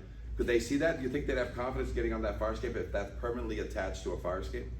How about this one, while it's being repaired? While it's being repaired, it has a yellow tag on it. It says that even though we're repairing it, we have to leave it functional every day. So can they get on a yellow fire escape with caution? How about this one? Can they get on that fire escape if in your city your firefighters show up and they're looking at a red tag? You think they should get on it? Think they want to get on it? So these are kind of the things that we're going to discuss today. So tagging these fire escape systems. Right now we have, let's see what time it is. I'm going to play just a couple of videos so you guys can understand just how bad it is out there. Now, in New York, anything over 6 stories is regulated by local law 11. You gotta check the wall, you gotta check the parapet, you gotta like scaffold your whole sidewalk while they're full-blown examination. 6 stories and above. But at 6 stories and below, till today, there's no requirements for you to maintain your facade or your fire escapes on the facade. Fire escapes is supposed to be a safe way out in emergencies, but some experts say some fire escapes are themselves a danger that puts people at risk. CBS 2's Marcia Kramer demanding answers tonight. You see the train running the slugs bites up? How much rust is inside that? I wouldn't go on this fire escape. It was an eye-popping afternoon with nationally recognized fire escape expert Cisco Manessis. Over here. I look straight up. There's a hole. As we walked the streets in downtown Manhattan, it was also too easy despite dangerous conditions. Should this fire escape have violations? Yes, it has been kept painted, but it's not structurally sound. Heavy rust was clearly visible, and something else we saw over and over again, air conditioners. That's an obstruction for the firemen to get in, as well as the people to get out. Any obstruction, from flower pots to art installations, can impede a safe escape in an emergency. But even more frightening, the structural integrity of fire escapes designed to save lives in some cases has proven deadly. Earlier this year in Soho, a tread fell from this fire escape and killed one pedestrian and injured another. And in May of 2011, an entire platform gave way from this Midtown building. You can see here the evidence of corrosion. That's what caused the platform to fail. Attorney Herb Cabrera says the victim fell 12 feet and needed multiple surgeries. The building eventually settled the lawsuit for millions. You gotta live with pain for the rest of your life. According to the Department of Buildings, there are about 200,000 fire escapes in the city, and they are all required to be maintained by building owners. In buildings 6 stories and above, fire escapes and building facades are inspected by the DOB every 5 years. We have a limited number of inspectors in the city. We do the best that we can. And they were clearly concerned when we showed them some of what we found. This is a clamp. How do you feel about that? It's holding the fire escape together. That's an acceptable condition. So what about situations where you have clearly rusted out parts? We will write violations for failure to maintain when we run into those conditions. This year, there are more than 5,000 311 complaints to the DOB, as well as the Department of Housing Preservation and Development and the Fire Department, who also does regular inspections to make sure firefighters are safe. If you feel fire escape is dangerous or unsafe, we don't expect our members to go on. The fire department says they will put up ladders or find another way in. Firefighters have been seriously injured on fire escapes previously. There's a dear price to pay when an owner does not carefully maintain the fire escape. The fire escapes on some of the buildings can be 75 to 100 years old. Our expert told us that some of the bolts holding them up have never been replaced. If you see a dangerous situation, call 311. I'm Marcia Kramer, CBS 2. So that's New York, the granddad of all things Farscape, because you saw the history. And this is what I brought to the court case, put it in front of the jury, and they won that case. Just recently, that tread that fell 8 stories and killed a pedestrian, a family man with kids and a wife, and that just settled just recently. Same thing, you know. You can't. This time clock that you have here basically tells you how long you've ignored it. So as soon as we can prove you've ignored it, that's the case where is it preventable? The latest case I have in New York right now is a case where a building, a hotel that is 100% shelter and includes immigrants in there. An immigrant was inside, they went outside to smoke because you couldn't come down the stairs all the time to go 40 feet left or right in the building. So they went outside on a fire escape, and this fire escape is missing its railing, one of its protective railings that would keep you from, you know, going around up against the wall and then picking the next stairs. It's missing its railings. Yet when I investigated all around, all the other buildings had it. This building has it only on the 6th floor, but the 5th, 4th, 3rd, and 2nd floor doesn't have this one protective railing.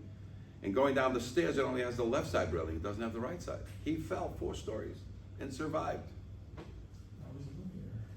Oh, that, by the way, that was 2019. I just identified this missing piece of the puzzle now because they just hired us now. So that's the wheels of justice and how long. But that case is already won because we have to notify the fire department, the building department, that this is, not only hurt one person already, it's been reset to not only grab another victim, but maybe a firefighter going up to rescue a victim because there's no room and there's no protective rail on every platform between you and the pit of the stair. So what I want to do right now is, as they say, take 15 minutes, how about 10 for us to get back up here? Does that sound good for you guys? Right now, in the meantime, if anybody is still hanging around, we're going to start talking over here. We're going to bring Rusty over here and answer any questions. So if you want an in-depth, what is Rust? It's going to get documented and recorded so that we can, because we put this up free of charge on the internet so you guys can like learn from each other and teach others. And this class will be recorded so that it'll be on the internet for you guys to teach other people coming into your building departments in the future. Okay, guys? 15? That person is, and you just start looking around, right? And what would that be like? I've done it so many times where you just, you know, you parade. I mean, in Ohio, I remember one parade that I did had about 26 fire officials following me, and we just walked around from where we were training the class, and it looked like, you know, I was the Pied Piper, you know, just okay, let's go look for fire escapes, and we did. And everything around it just didn't pass, simply because it's the bastard child of egress. Let's take another example of me doing one of those to see what passes and what doesn't pass. So here's my numbers, guys. I've been inspecting forever and a day, nationwide, so it's just not here. Okay? Every fire escape I inspect, on average, 75% plus always fails, because it's an easy thing. It must be structurally sound, must be kept painted. The paint is the first giveaway. So that's why it's a high. But then the structural, over 50% of everything I look at has structural issues that are 25 to 50 years in the making, right? But then you start going even deeper and said, how many of them are imminent dangers? How many of them in your history are automatically imminent dangers or life safeties, things that have already broken? About 25% of the 100%. So the ratio, it's over 75%. Every time I go out, you don't pass because you don't violate. So I just keep going out and finding things, but here's an example of one.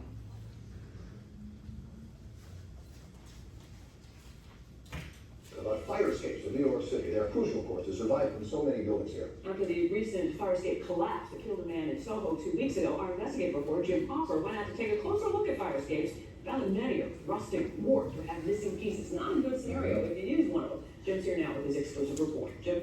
We learned that in the wake of that fatal accident, 3 additional fire escape steps were found to be loose, even though the 7-story structure was deemed safe in its last inspection. At least it had been inspected, even if not thoroughly. Thousands upon thousands of fire escapes 6 stories or less are rarely ever inspected. When a step fell 7 stories from a fire escape on this Howard Street building, it fatally fractured the skull of a man walking by. It also exposed the city's weak oversight of these steel structures hanging over the heads of New Yorkers everywhere. You see a bolt missing. Should that have passed? There's a bolt missing on that connection. This is the actual fire escape. Inspector and founder of the National Fire Escape Association, Sisto Manessas, says the Howard Street fire escape should have never passed inspection in its last check in 2013, when a private engineer found the structure safe, with maintenance repairs required, in this case, painting, which the safety expert says masked the corrosion. The shell straight paint. So there's very few structural work really done on proper inspections being done on these New York fire escapes. These fire escape inspections are only required of a building owner every 5 years as part of the city's mandatory facade inspection law, which applies to buildings 6 stories or higher. Our investigation has found that below 6 stories, no fire escape inspections are required, even though there are tens of thousands of them, and many, as we've discovered, more than 100 years old and in really bad shape. And you're saying they're ready to fall. Right, if you step on them, they're gonna ready to fall. We went with the head of the National Fire Escape Association to one block in Hell's Kitchen. So these kinds of fire escapes, thousands of them across the city of New York, are just simply not on the radar of inspectors. And this is the norm. I believe, like, if we were to walk down this street right now, 75% of these will fail. Let's do it. One after the other. These fire escapes, according to our expert, failed. 5 out of the 5 we checked. It's supposed to be connected to that bolt there. If it broke off, it's holding an entire staircase. That staircase, you overload it, it's going to collapse. Missing bolts and rust corrosion weakening every fire escape that we looked at. When you get to 3/4 to 1 inch of rust pack, dangerous. Internally on a tread, that's another person who's going to fall through. We wanted to see if the city knew how widespread the problem is. So we checked the 311 database and found in just the last 12 months, New Yorkers called to complain about fire escape problems nearly 1,700 times. That's a lot. A red flag? Definitely. Anything, again, on the exterior of the building that could fall off and kill someone.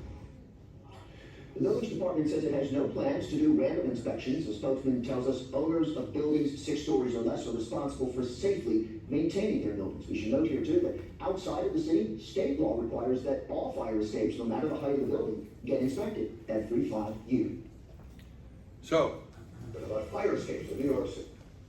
let's go into a great case we just spoke. Let's talk about ladders. You know what gets you down to the ground in New York and a lot of Boston apartment buildings, row houses? Ladders. So something interesting just happened today. We brought in the state inspector to comment on it, and he did. We have a case here that was started in 2018, right? And it finally made it, and he won. And we're talking about ladders. So in New York, you take a ladder, which is, everything comes down to that 2nd floor, and then the only way to get to the ground, very rare, is a cantilever over a sidewalk. What it is, the norm, is this, we call them guillotine ladders. You just lift them, the bar swings away, physics, simple physics, and you just let go. And this thing comes down like a guillotine. It'll cut a dog in half, it'll take a fireman's head off, and whoever's down below is gonna get pierced in the head. Not only there, right? But you get to Boston, you have ladders to the ground. You come out here, you have ladders to the ground. Some of them are fixed. But when somebody starts breaking in, guess what happens? Take it away, you cut it away, you shorten it, do whatever has to be done. Or In Boston, you have what these are basically wired balanced ladders, and somehow you release it and it falls at a rate of 2 to 3 feet per second. But, do you like ladders? No. Will you take a building with a 6-family, that's I think what you had, a 6-family building, and you went there and says, I don't think these people are safe in this ladder. So he's causing an issue, right? And he said, nope, I don't think it's safe. These people need to get out, and I don't like this ladder. Give me another solution to the ground, which could be as simple as adding staircases. So ladders were the answer. The first ladders was these ropes that you throw out the window, and then you go down. You saw a picture at the beginning, right? You just basically get out somehow, and you go down. You want to know another one that we just recently did in Poughkeepsie, and that was the ballerina. All it is 2 bars outside my window. There's a top bar, and there's a bar that I can't even see. I have to get myself out that window, get my feet on, go underneath the bar that blocks my window, and then I hold that bar and I put my feet on that little bar that you have at a bar. You know, the place where you put your feet, you know, it's just a thing sticking out of the wall. And then I have to get to the ladder over here, and anybody else on this factory. So only 2 places I've seen this, up in Portsmouth, right? And then down in Poughkeepsie, and they kept it. It's not the existing, it was an underwear factory in Poughkeepsie, a national underwear factory. But that's how you go. It's just basically, everybody takes, you know, and then grabs the ladder to the ground. So ladders were, everybody started. They started off with ladders because you just needed to get out, okay? Then ladder says, guys, no more ladders. Around the 50s, they changed the law, no new ladders. So today, you cannot build a new fire escape with a ladder, okay? So you have to have stairs to the ground. Can't come out of windows today. You have to have a door there that feeds the staircase, that feeds down to the ground. So they have evolved. Things got better every so often, and they changed. So ladders, but my God, they built a ton of them in Boston on the row houses. Stairs, stairs, stairs, stairs, stairs, ladder. Stairs, stairs, stairs, stairs, stairs, ladder. Ladders, ladders, ladders, ladders, ladders, ladder. Sometimes ladders, ladders, ladders, ladders. Rooftop, jump 10 feet. It's an incomplete system, right? So we went through all these, but I just want to get back to him because he's a trailblazer. He said, not in my town. 2018, he said, nope, I don't like this ladder, unsafe. And it went through 2 reviews, right? Yes. It went through the 3-member board. Well, it went through the Building Code Appeals Board twice. Okay, and then it went to the BB. No, that was the one I was gonna talk about when you get a second. Yep, let's talk about that one, because after that, it went to you. 2018 is the start. You remember the one a long time ago? Yeah. And, that was a BBRS meeting that was in some strange place. And they had the BBRS review an appeals board decision on a 6-family, I believe in Athol. Yeah. And I believe it was Jeff Cook at the time, was the inspector, who did, no? No, it's Brian Gale in Orange. Was it? Believe so. Okay, in the neighborhood. Well, if it was my appeal, Right. that's And- what it was. But at least you and I were present. I was wondering if one more state inspector was involved, maybe not. I don't remember now. But he still said he didn't like it, went through. The 6-family, he didn't like the ladders, right? And so he looked at it as a means of egress element that was unsafe. And that was his decision, that he wasn't gonna accept it. And they would have to come up with some other plan. See, that's not saying an existing fire escape with a ladder is no good. That's looking at the actual element and saying, I determined that to be unsafe. That's a higher step. All right, so where it may say in the code, existing ladders may be accepted on existing fire escapes, they may be. But if you deem it unsafe, you're going beyond that anyway. And that was the case he had. And that case was heard by the appeals board, and then it got reviewed by the BBRS because there was something about it they didn't really like. So the BBRS voted not in favor of the building official because, now, the BBRS decision is not to set precedent for any other decision, right? But the member of the board that made the statement, he said that this would set a precedent for Boston. We have so many of these, we would have to like not approve those. So that's how they made that decision improperly. So, in my opinion, and I believe Louise's too, it didn't go in the favor of the building official, but in Al's case, it did, which was the way it should be going. So it's never my decision. Right. It's the building official's decision.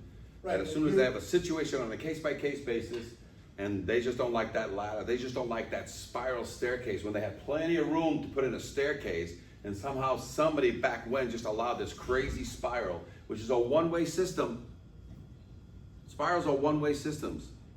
You can only go up, and you can only come down one at a time. So firemen have to wait for you to exit so they can go up. And by the way, they don't like fire hoses, because what happens? Becomes a corkscrew, but. So these things are out there, and when we examine these, we examine them for structural adequacy only. Are they structurally sound, and have they been kept painted?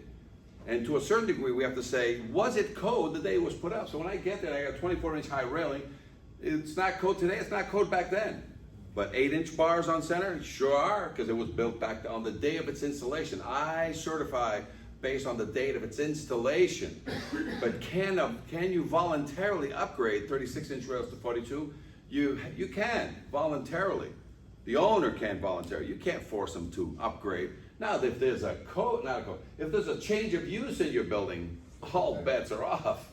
There's all kinds of things that can happen. Just so you know, a lot of times. Existing building code's gonna give you all the tools to evaluate the thing, and if you, again, when you get to that point, if you think it's unsafe, they even have some details regarding the guard spacing, you know, that's in the existing building code, but if you deem it unsafe, that's another level. Yeah, That's it's a another building level. full of If they kids. If they don't do that, as you just said, and he's going out to inspect the existing installation, and there's nothing deemed unsafe about it other than the fact that it needs to be maintained, then you just do your thing. And Yep. Now, we also get a lot of times in a lot of buildings that have converted from regular roofing to rubber roofing. Guess what the rubber roofers did with the catwalk system that was on there? And the completion point, whether it was a ladder or whether it was a stair to the ground, guess what got removed?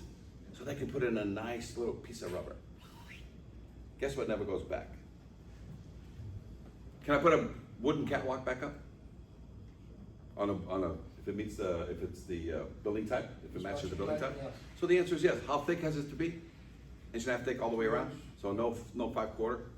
You do that, so people can put these things back, but just, you know, the metal is, especially galvanized metal, is the way to go nowadays, the same way you go with pressure treated.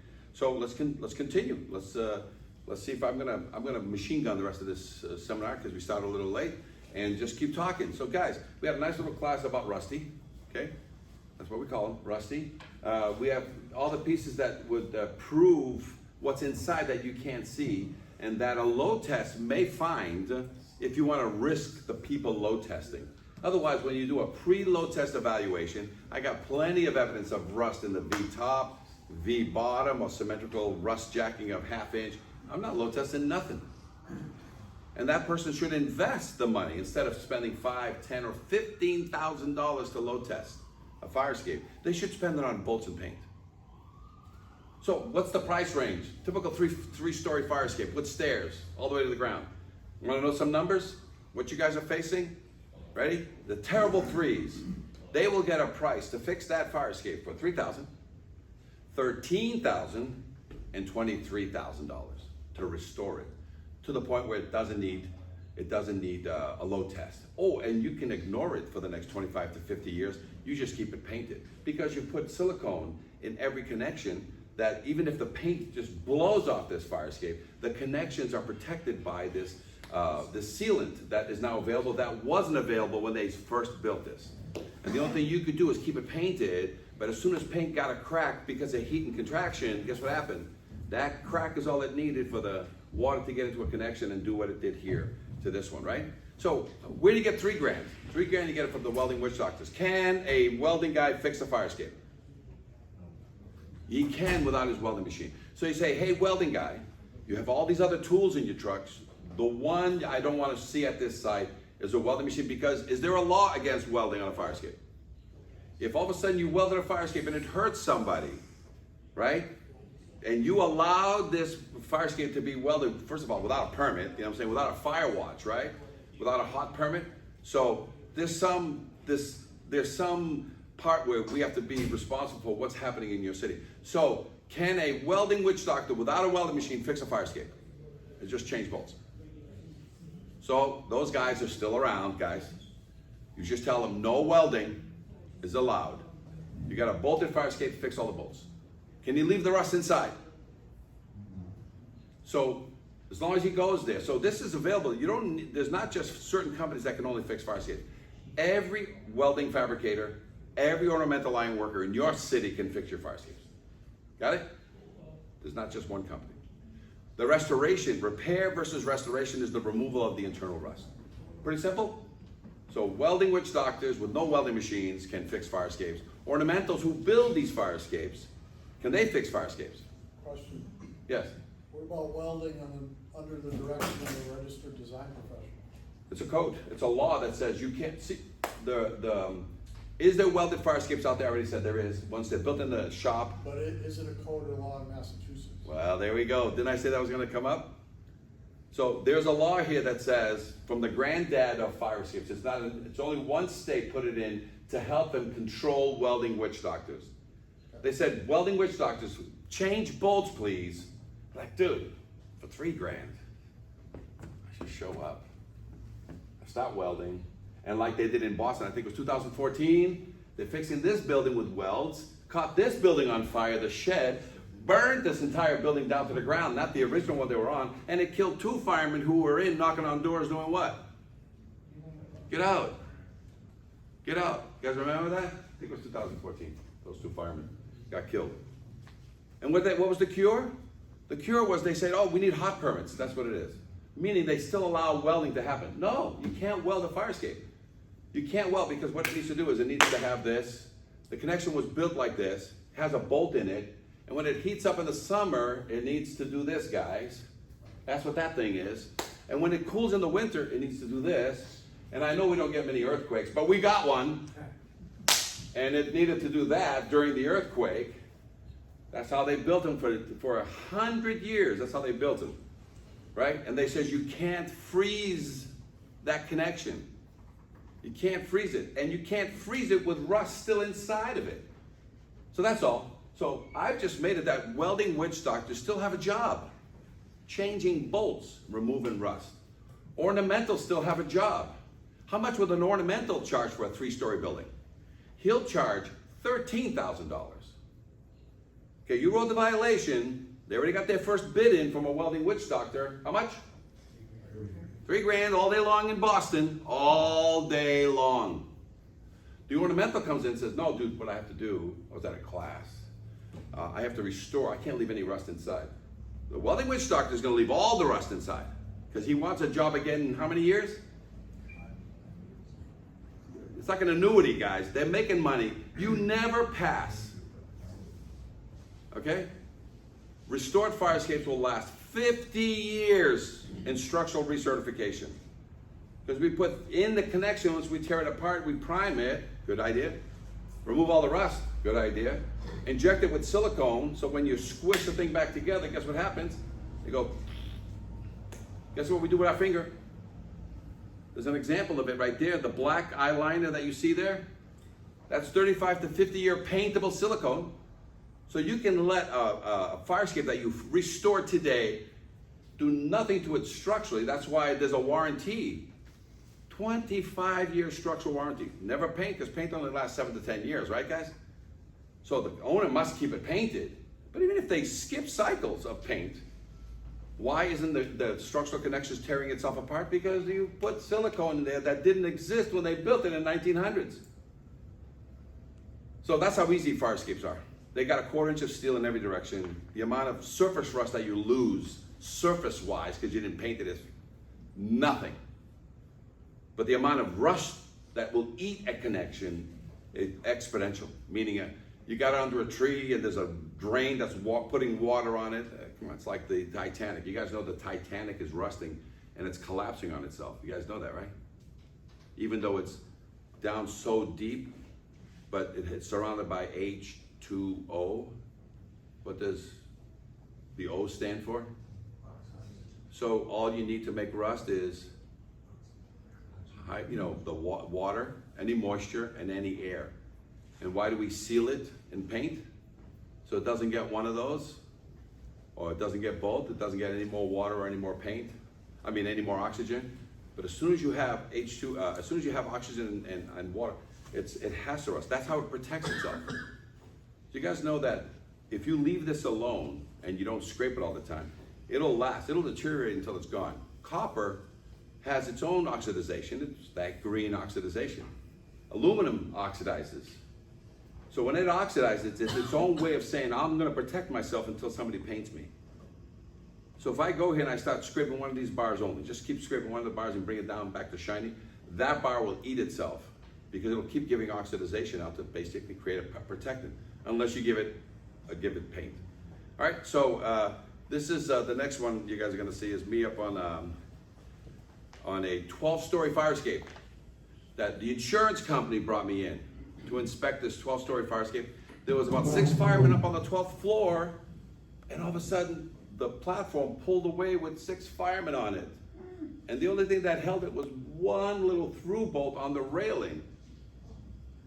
So it was a catastrophe, but it didn't happen. So we just came in for the insurance company now to inspect the whole structure. Because guess what the guy wanted of this historical building in New York?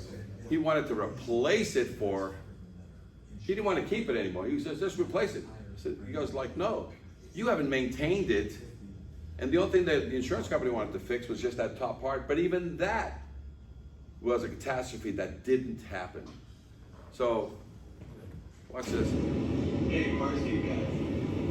Let's see if these strips are safe for me. Hammer test.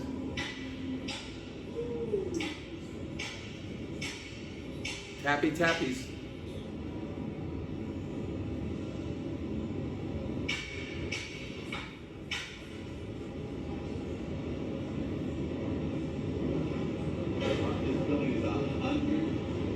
Years old. This has never been maintained or inspected in its lifetime. 12 stories. How about this one? How do you know when you really have a fire escape inspector and not just an ornamental guy or a welding guy trying to tell you that you failed, doesn't do any reports, doesn't report to the local city official? This is how you know. Because they're not hammer testing the fire escape as they go and produce a report for you, which you're supposed to do by law. So let's take a look. Who can inspect fire escape? Good wax.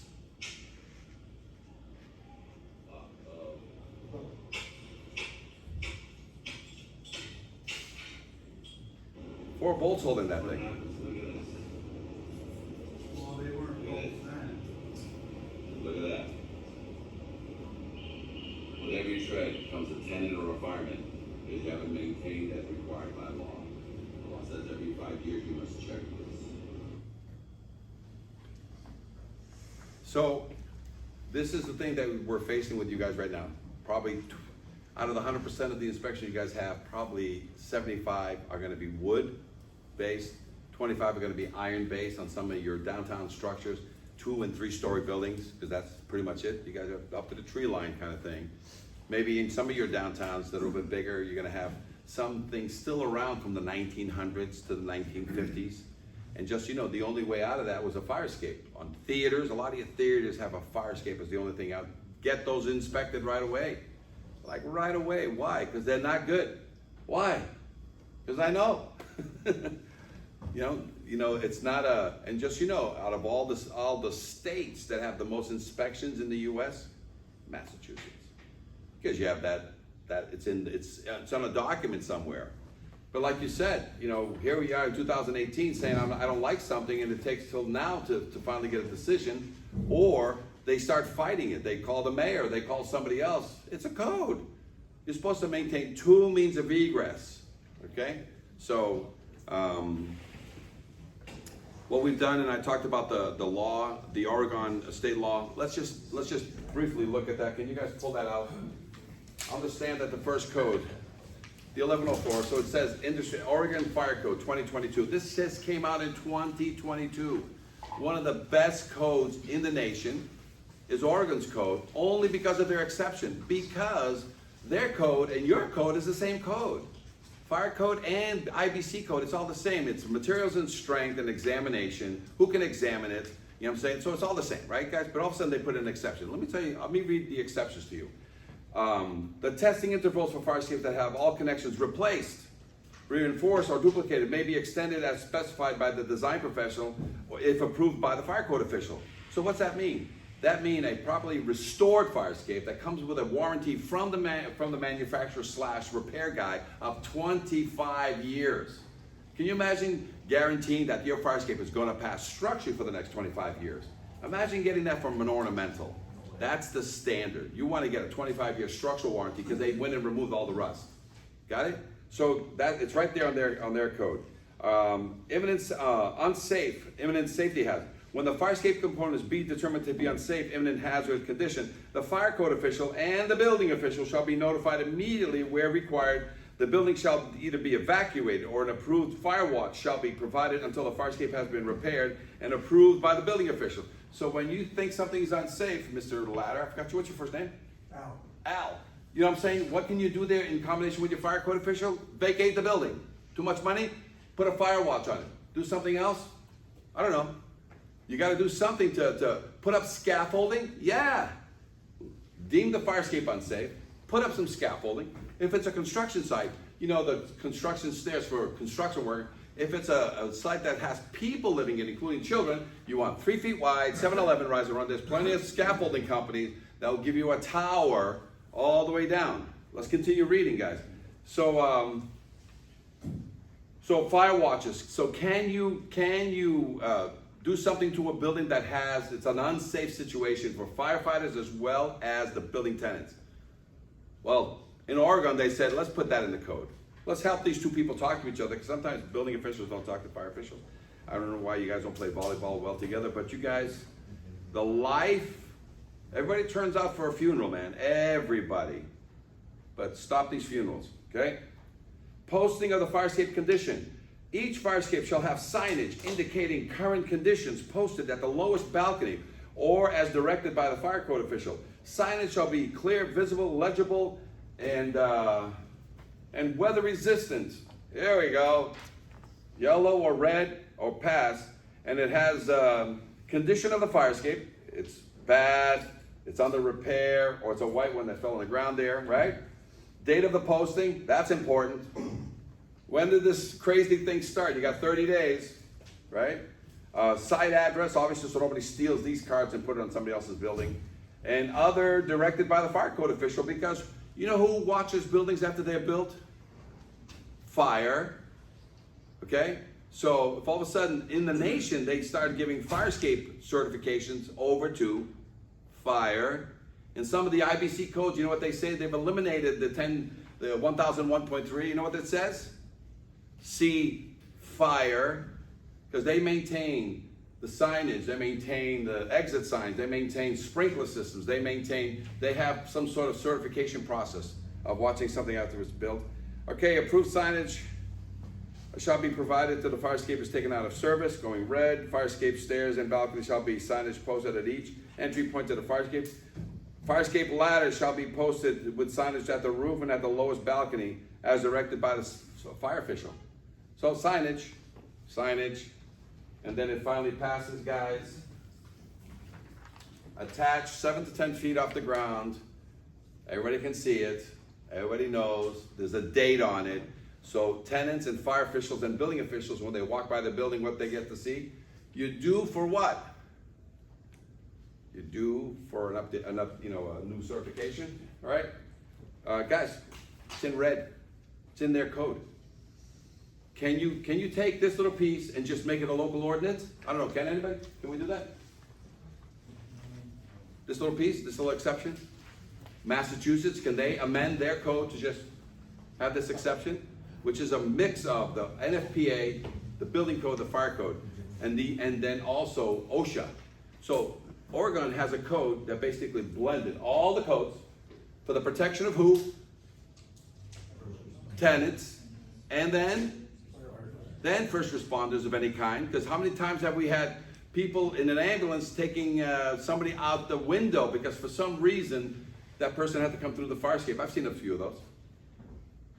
They're using the second means of egress to get somebody out. Imagine getting hurt while leaving on the second means of egress. All right, let's continue. So in lieu of load tests, guys, you know how many load tests we've done in Massachusetts? Not too many. All over the country though. California, everything's now load testing, right? And that's because they only put the law in 22. So they're expecting to be looking at a lot of these structures that are 75 to 125 years old. While I'm here, let's talk about aluminum fire escapes. Yes? Well, just before we start, I've been in contact with the Ohio Fire Marshal across the state. All state licensed buildings in the state of Ohio need to be load tested as a certain means of certification or other evidence of strength. The cities of Cleveland, Toledo have also adopted that, and because they follow in the state fire marshal, and Columbus is on the heels. So guys, just so you know, the only reason they're saying load testing is people are choosing not to restore their fire escapes. Well, we're not here to push load testing. You know what I'm saying? Let's put grandma on the treadmill and see when she finally breaks. That's not what it's about. Reset, restore is the objective here. Get your fire escape restored to avoid load testing for the next 25 to 35 years. Every 35 years, you should be swapping out the bolts on that. Is that pretty good? I mean, you swap out windows, electrical, and plumbing every 25 to 35 years on an average structure. You know what I'm saying? Before you resell it. What lists can this thing be on? Guys, you're doing rental. Some rental inspections are coming in. Put the fire escapes on that. Buying and selling of a building. Put it on that. Permits, opening or permits closing. Put it on that. Any activity at a building requires that it's on a checklist to basically say, go check out your fire escape. Give us the safe building certificate. And like you guys said, a lot of you raised your hand that said it's on a checklist of some kind. But you know how many calls we're getting? What any of us could do is utilize the checklist he's provided as part of your periodic inspection program with the checklist of all the other things for periodic inspection. Require that documentation. So that it's there. It's a tool that's there already, really. They're giving you a document that the document is based on Boston's document. And it's one of your sheets. It's a single page document. It's in here, guys. The Boston document. I think Worcester used it as their paper. So let me tell you all I have to sign. So look, architect, engineer, or other accepted party. This is in the state. You see this from the state. And it says right here, final fire escape affidavit testing and certification. So in Boston, you can get a copy of this. Is the only thing that I have to fill out in Boston. They haven't accepted the checklist items. They haven't done anything. So this is all. Let me tell you what it reads. It's my golden parachute. Ready?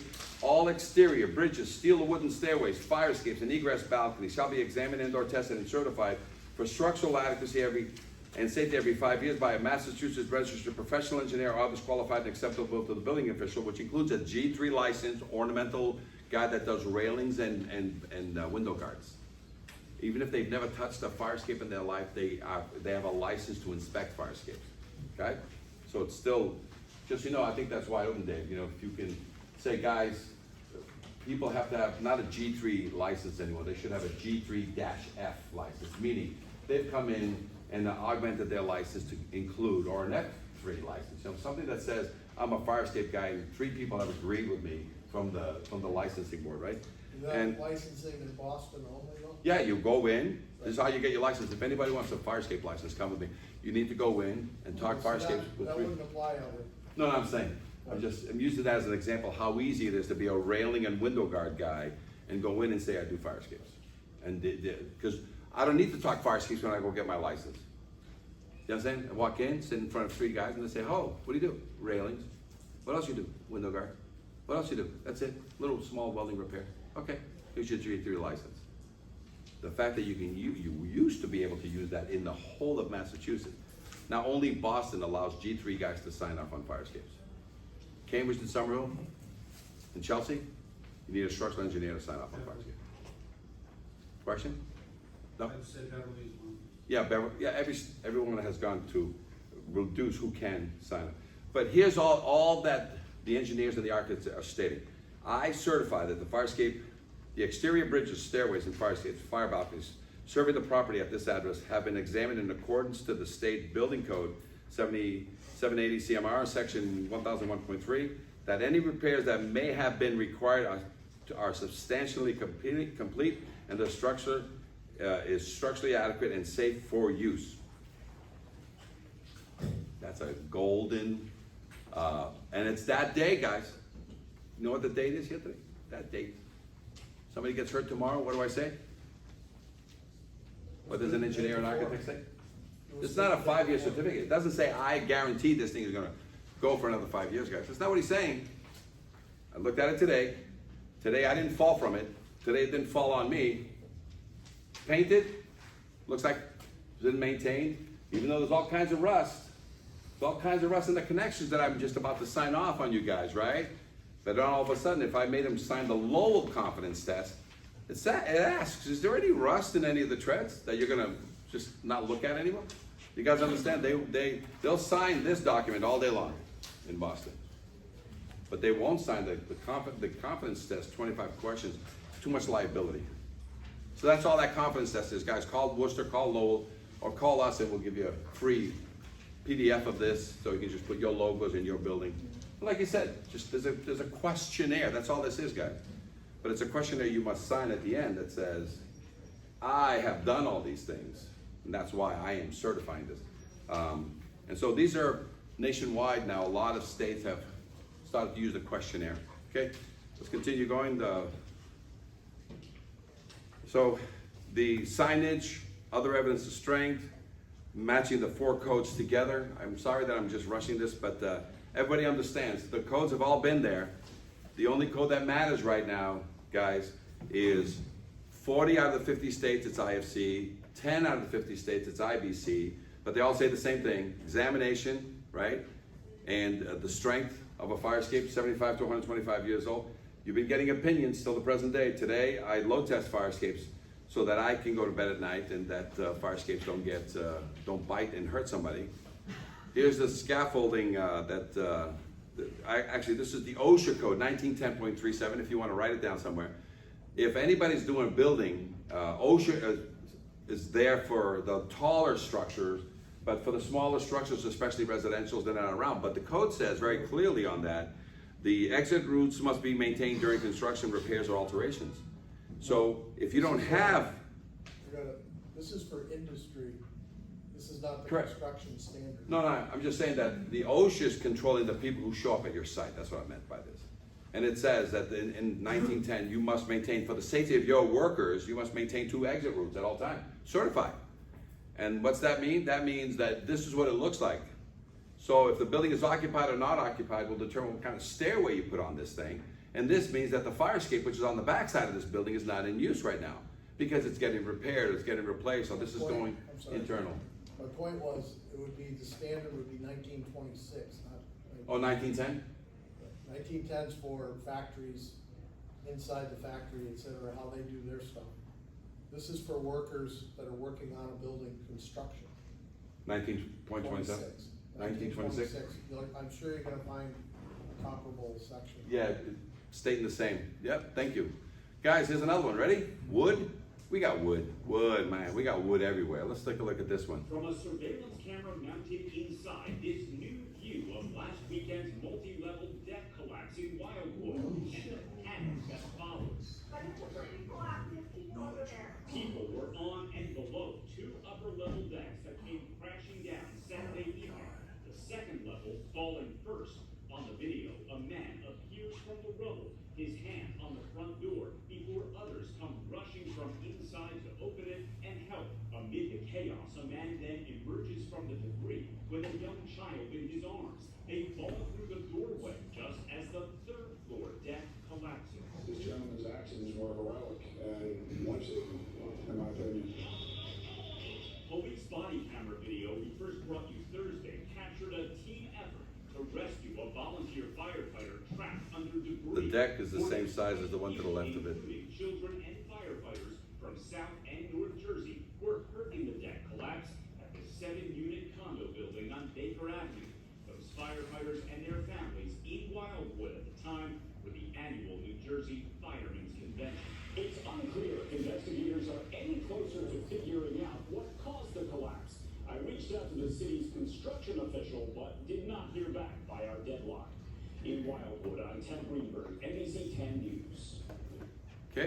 So wood, is it a concern of yours? And how do you hold wood back together? With nails and screws or with metal?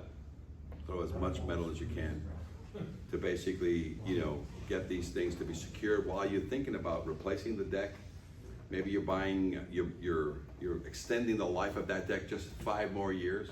It's not uncommon for us to speak with the building officials and say, hey, if we can hold this thing so it can get through the sale, I will not allow this deck to pass in 5 years' time. But if we have enough work done on this and you have a structural engineer that's gonna come in and put his stamp on it, but I won't let this go another 5 years. But to help the thing along to its current status, you know, just to get it to sell, get it to move, get it to hold people, those all can be discussed with, you know, the appropriate person who wants to put their signature on there, okay? So let's, the law's in effect. Pre-existing law, non-conforming, comes in all the time, guys. Maybe you can throw in some comments on pre-existing lawfully non-conforming. Not pre-existing, everything's okay, I got away with it because they built this thing wrong in 1920s, 1950s. Nope. Pre-existing lawfully non-conforming is a judgment that at the time they put it in, it was allowed. And you get to keep it today. But some people don't like ladders. Well, one of the things when you use this language, I imagine most people in the room have their zoning hat on, because that's terminology we use for the different enforcement piece. But at the time something was built, it's allowed to continue in that status as long as it's maintained. Correct. That's the bottom line issue. And for most elements, especially egress, unless you find that it's unsafe, and then you go through another process. So it's always that pathway. And that's section 106, and that's what my judgment was upheld by the appeals. Right. So they just gave you guys that little window that he says, if you deem it unsafe, some of the pre-existing lawfully non-conforming situations go into a different path, right? Mm-hmm. Otherwise, when I arrive at some building and some structure, must be structurally sound, must be kept painted as a structure. I warned city officials when I don't think it even met code back in that, but that's rare because a lot of things are just done and done correctly. But there's been a lot of weekend permit activity happening in a lot of fire escapes where a ladder shows up against the window to the 3rd floor attic, which is now an apartment.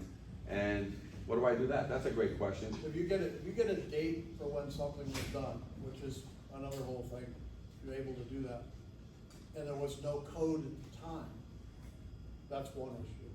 If there was a code at the time and it was not built to that code, that's actually an issue. You can go back and nail that and say, look, this wasn't built to the code at the time, so you're gonna have to address this in a different way. That's my understanding of that. So we have But some. if it's lawfully built, the way it was built at the time it was built, that's the one that, I don't want to call everything grandfathered, but that's the one that's, as long as it's maintained, that's the one that can move forward. Again, unless you deem it unsafe. I have one good test for all of you in your area, because I got this out of Agawam. 60 fire escapes, you know, there was 56 of them, with just decks and with or without legs and whatever. But there was 4 fire escapes that had just a ladder next to a window or underneath the window. So, legal or not legal, just a ladder. Back to the day it was built. I am the beholder of, it's the inspector's decision to make in that particular case, right? I mean, they can look at it, do they feel it's safe or not? They make the call. Yeah, just, you know. I'm seeing the shaking heads. You could say it's not safe and take that code path of enforcement that I'm finding a violation of safety here. This thing's unsafe. I'm declaring it unsafe. It needs to be rectified somehow. So with that, what I've done, I've never signed off on these. I always say they fail. And what it is, it's missing a component. And I tell everybody, you can keep this ladder. I may have to shift it from underneath the window to the left of the window, to the right of it, and just put a platform out there that receives the occupant. The occupant prepares themselves now to go to this ladder. That's how every fire escape has ever been built in the US, ever. A platform That was outside a the window. appeal. That was the appeal, and we That's- lost. that's the one- We said that that ladder was inaccessible. Yeah, it's inaccessible, We yeah. needed a landing outside the window, that was the appeal many years ago. Okay. And we lost it, and we were told that they need to, well, in addition to the fact that, you know, we are going to shake up everything in Boston, we were told that from the board, that they needed to, rely on the fact that the building official at the time, made the right call, whether it was, you know, pre-code or at the time of a code, they were not interested in determining whether or not this was the right call way back when it was built. Right. They said it's existing. 1947 in Pittsfield, right? Okay. And yet yours, so they've changed, that's good, I'm glad to hear that. So I would never put my name on one of these simply because every fire escape I ever built had a platform, and these were cheats. When they just came in and threw a ladder underneath the window, one of the ways you can prove that it doesn't work, you can say, hey, Mr. Owner of the property, can you show me how that works? Yeah. Can you show your tenants how that works? You tell the board that. Tell You know what I'm the saying? board that. And you can't, you start sticking your head out and your ass out or your leg out first and then start searching for a run. There's a fire going.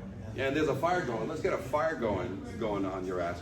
And you're gonna see, but I don't sign off on this. And on Agawam, I'm not signing off on those because I told the client, because I won't sign. So if you want somebody else to sign, but the legal liability comes back, what would a reasonable, I've been in court so many times. You know what the judge keeps saying? What would a reasonable person do faced with this situation?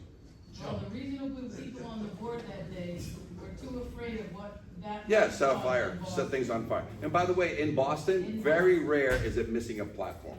In Boston, in all of Boston, very rare is it missing a platform. We sort of go out to the outskirts, that's when a ladder showed up on a weekend without a permit. And a lot of times it's a Home Depot ladder, you know, next to it. I've got something in Attleboro, and this we have to go to appeals. In Attleboro, we have a ladder that comes from the third to the second to the first. It's just one long ladder.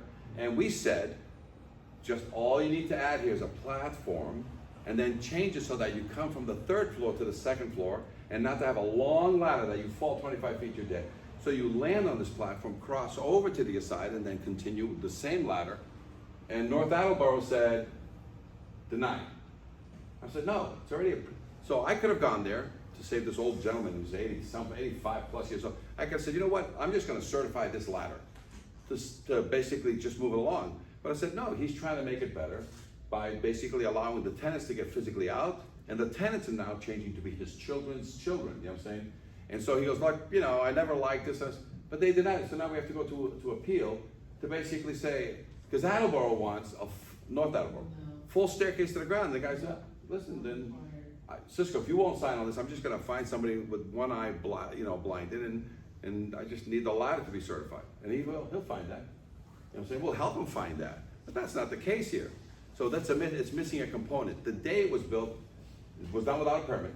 There's no building official, I don't care how far you go back, says, yeah, I'm comfortable with that ladder. How does a 4-year-old child get to that ladder, by the way? Which is outside the window? So you have to sort of go out and kind of, But back when ladders were allowed, They were allowed. landing wasn't required. no, the platform was required. The platform was required when I've never, in my history of inspecting fire escapes, less than 1%, even less than that, is a missing component, which is a ladder that's missing its platform. Ladders that show up overnight, over the weekend, is just when somebody in your city turned the third floor into an apartment, didn't go through zoning and anything else of that stuff yet, and all of a sudden, just to satisfy that apartment on the third floor, which is a 2-family that is acting as a 3 for the longest time, they just slapped that ladder on. There was no certification every 5 years anyway, which would have caught it, saying, hey, you know, this. And then as soon as you go check the records, there is no permit for a single ladder on a fire escape, ever. You'd never get it. What code are you referring to that would have required a platform at the ladder? You know, that's funny. It's not in your code, but it's in in the industry standard. They burnt all the books, so believe me, I keep looking for, we have a bulletin that we sent out that state of New Jersey put out because people were still building fire escapes. This bulletin came from 1922. You know what I'm saying? They went and found some information that says, here's the thickness of the angles, here's the platforms, here's the stringer, the railing has to be 12 inches beyond this. So they put out a bulletin from 1922. Because fire escapes are done. We're not supposed to be dealing with fire escapes, guys, anymore, but somebody forgot to tell fire escape. And somebody still has 100-year-old structures laying around. And somebody has to maintain these fire escape systems. Well, who can maintain it? Can welding witch doctors maintain fire escapes without their welding machine? Perfect. Can they weld? If somebody allows them to weld, what do they need?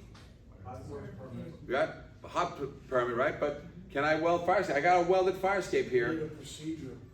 So, oh, by the way, if you weld in New York City, anything outside on the structure, you know what you need? A special inspection. So it has to be, the guy who's welding it must be certified by the state. Then there's a special guy that sits there and just watches that guy weld, to make sure the wind conditions and all these things are met when they're dealing with skyscrapers. And sometimes there's a welding on-site kind of thing. And then there's a special inspection that goes in, and this is up in the structure, but bastard child of egress, man, don't let anybody, you don't weld this, you melt these rods. Okay, just melt this rod, just let it sit there. Anybody can weld, anybody can melt a rod. If it sticks, you don't know how to weld. But otherwise, if you just lay it there, with your eyes looking that way, your eyes looking anyway, I can melt this rod and this will stick. Because it takes 70,000 pounds. Right? 6011, 7014s? This is a 7018 or no, 7014. And so when you weld this, it will stick. You might as well use a glue gun. You know those little glue guns you buy with a little stick on it? You should just go there and go, and it will hold for a little bit. But then when you really need it to hold, it's not gonna. So this is a weld by just anybody that is melting this rod. This is what kills people. This needs a bolt, had a bolt here. The guy chose not to put the bolt, so there's guys who will just come in. It's easier for them to weld. Just weld everything. Because it costs them how much?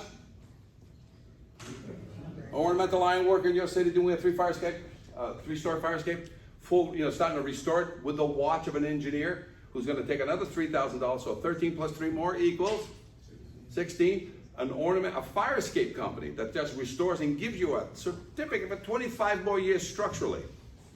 Cost you how much? 23? The terrible threes. So get ready for them. And so when somebody says and somebody questioned, I don't trust the guys. You got anybody, the fire escape got fixed and it got painted, and you kind of look at it, you see some rust here and there. What can you pull out of your pocket to guarantee that this thing is gonna last another 5 years? Begins with an L. Load test. I don't care how many credentials that engineer has. If you think you're being wronged or he's wronging somebody with a major structure, you see rust, just load test it. Hey, no problem, load test it. Cisco, can you tell us how you do load test? Just cover what you would do when you show up and do it. Sure. See if I have, Cisco, you want to pull up that the aluminum fire escape? It needs Wi-Fi? So actually, I'll just speak it. I have for you, I actually load tested aluminum fire escapes. Anybody have aluminum fire escapes in their city? Right? And so they usually lag it into the building. And these fire escapes were made about 50 years ago. An aluminum fire escape, aluminum guy that did aluminum siding, these iron fire escapes were in his way, so he took them off and he put the aluminum on. And then he built aluminum fire escapes to replace it. They were super light, and they were, instead of 2 by 2 by quarter angle thickness everywhere, no, let's use 1/8 angles by 1.5 inches. Okay? And then, oh, by the way, the tubular on my railings and on my posts, let's make them 1/16. So to make a long story short, I basically, for the city of Taunton, I went there and I load tested one of these aluminum fire escapes. That was lag screwed into the building, had 3 lags. You know how thick they were? 3/16 each lag bolt. Into the sheathing.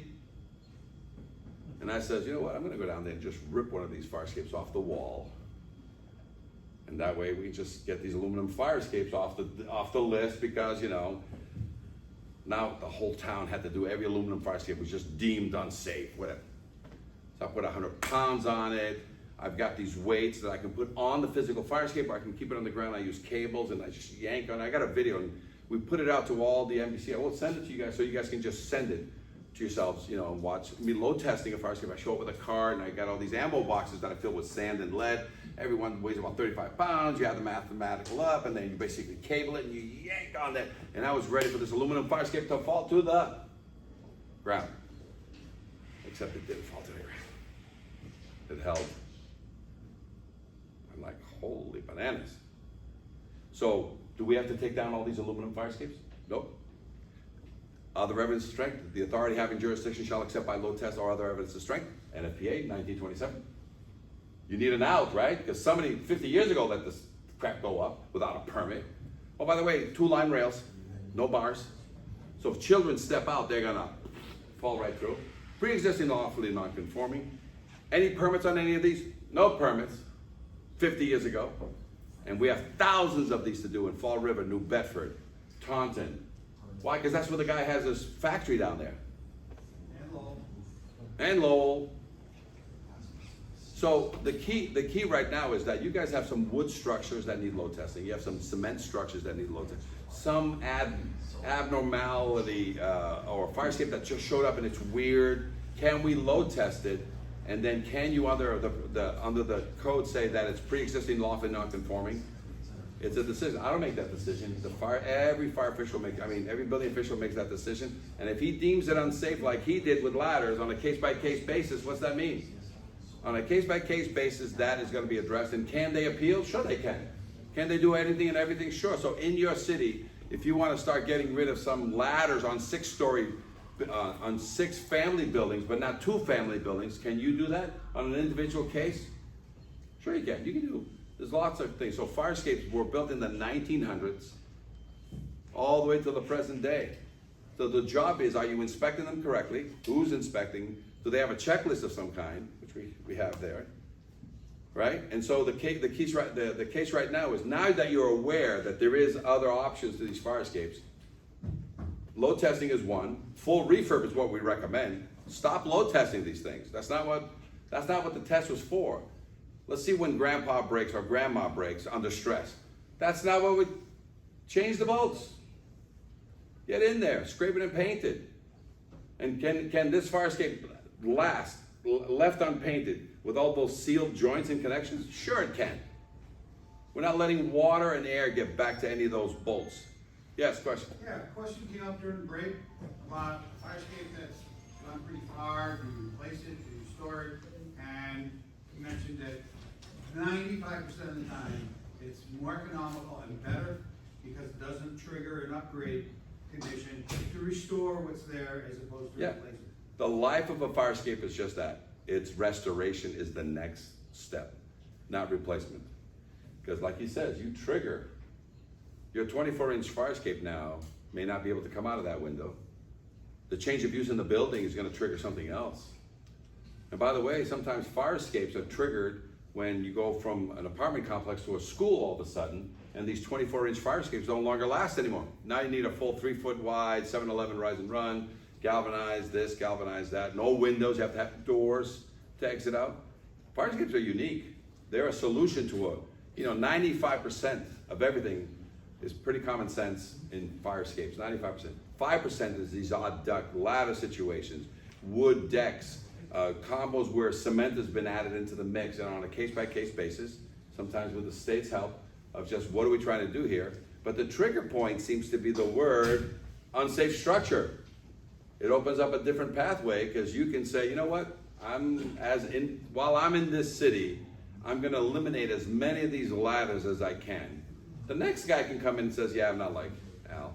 He's crazy. You know what I'm saying? But his main concern is safety, not only of the tenants, but the firemen. It's a 6 family. He goes, I don't want people coming down this ladder. I got little old ladies in here. I got young children in here. There's no way they can work on this ladder coming down. You make enough money on this building. The value of this building is enough here so you can put some staircases down. All right? So let's open it up to the last piece here, and let's open up to questions, because guys, I don't know if none of you are asleep that I can see. This was something of an awareness for you guys, because some of you don't want to talk about fire escapes. You've got so much on your plate, and fire escapes, you don't want them anywhere near. But it is a code, it is hurting people, you know, I've been in many years and as an expert witness, you know who I've never gone to court with that got hurt? Building inspector. Ever.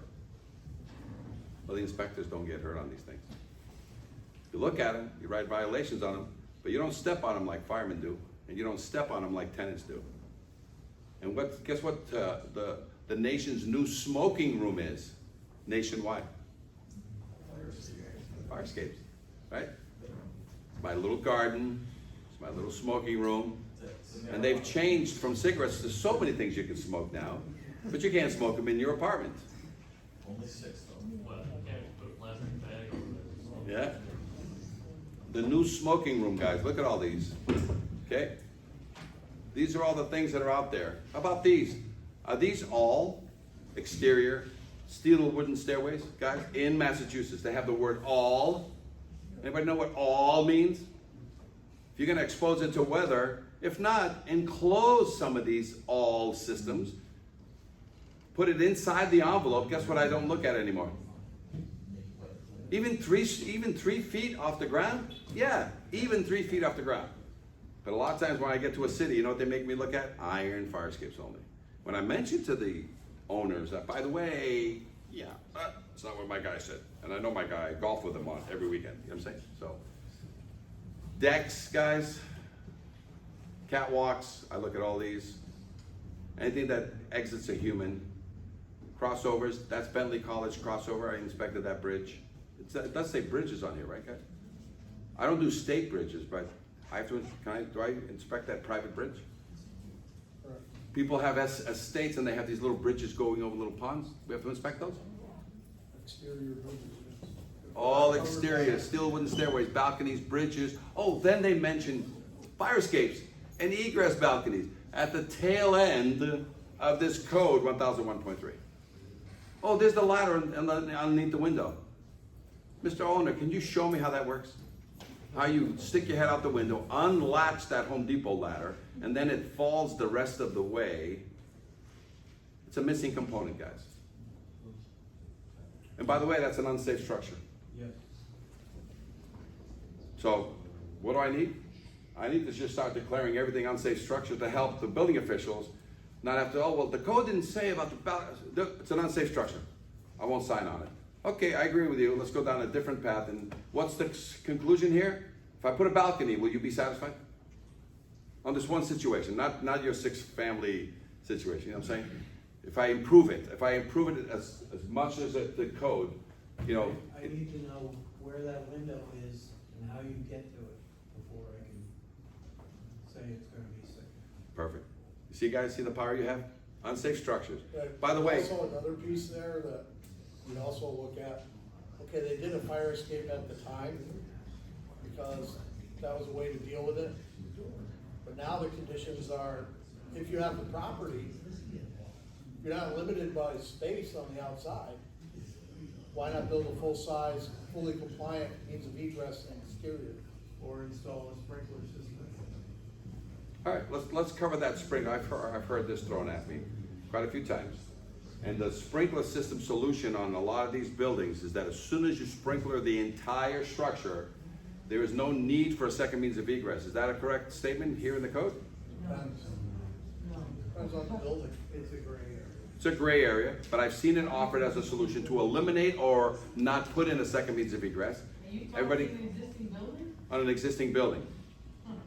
We have this happening in Beverly where the guy was told that his 3-story structure, you sprinkler the whole thing because it is gutted. You sprinkler it, there is no need to design a fire escape system on the outside covering only the 3rd floor because, you know, the 2nd floor and the 1st floor have 2 means out. So a gray area, right? But all of a sudden, does anybody know that sometimes you get a rate reduction from the insurance company because you've added sprinklers? You pay less. But as soon as the insurance company says, you don't have a second means of egress, guess what happens to your rate? So they put you in, because God forbid, there's a water pressure issue, you know what I'm saying, in your area during your fire. What happens, the insurance company is insuring a building that it's solely reliant on water pressure to fight a fire. Just so you know, we've had that, people who have gone the sprinkler route only to have the insurance company put them in a high risk category because they don't have two means of egress. So, cuts both ways, guys, got it? Oh, I'm sorry, let's go back one. You know what this is? That's a slidescape. You know slidescapes were in the code till 1950? And in Elizabeth, New Jersey, they have a 12-story slidescape inside. And you have these doors that you open up, and there's this sausage roller thing that you see, and without a sack, you jump into this hole head first or tail first, it doesn't matter, and you go down 12 stories. And it's still the approved means of egress for that building because it was a turn of the century 1905 building. I know because I inspected it. And at the very end, when you come down flying and other people are jumping in on top of you because there's no ticker taker saying next, you just jump in. At the very end, there's this iron door with a huge paddle that your feet or your head are going to smash into. And it opens up this iron door, and then it's a straight shot slide. So it corkscrews all the way down to the ground floor, and then 10 feet up, after your feet or your head opens the iron door, then you slide straight, and then there's an exit door right there. So it doesn't level out or something at the bottom to give you a... It's not a playground. Okay. Acceptable. These were acceptable. Especially the military use slidescapes all the time. Okay? What state was this? It's in Elizabeth, New Jersey, where I inspected a spire. One of the lots, it's the only one I've ever done. How about this one, guys? This is Rutgers University, one of their buildings. This must be a fireman's, Jersey. yeah? So this must be for fireman kids because they all get taught at home how to use the slide pole. Acceptable means of egress. Early 1900s, the day it was installed, it was legal. I have to certify it as is, the way it is. Because it was a historical building, guess what they didn't want to change? The fire escape.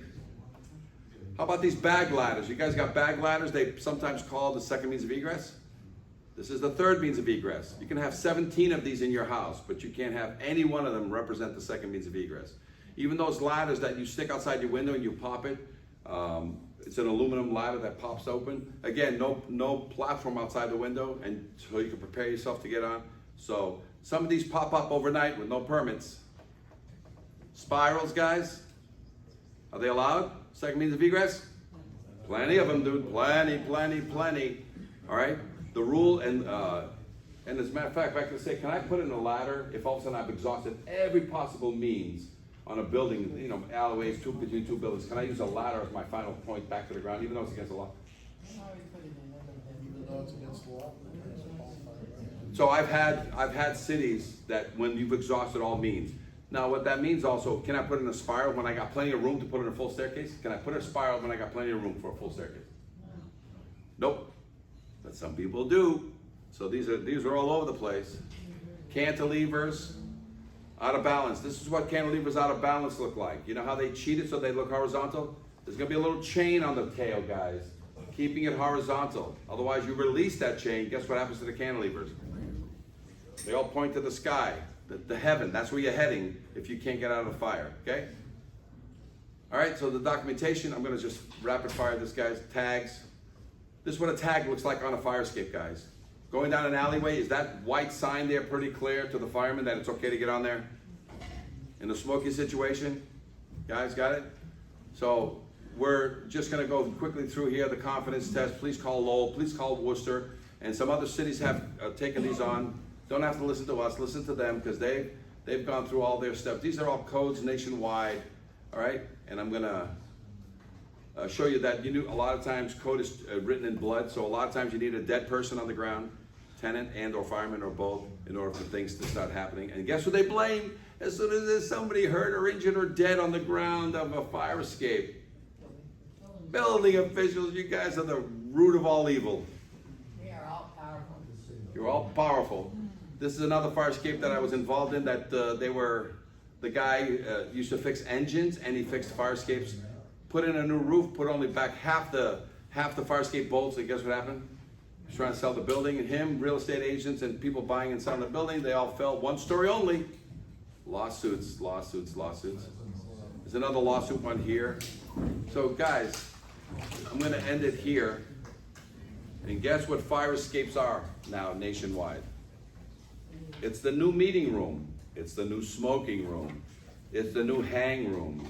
It's the new everything you can ever imagine. My little garden space.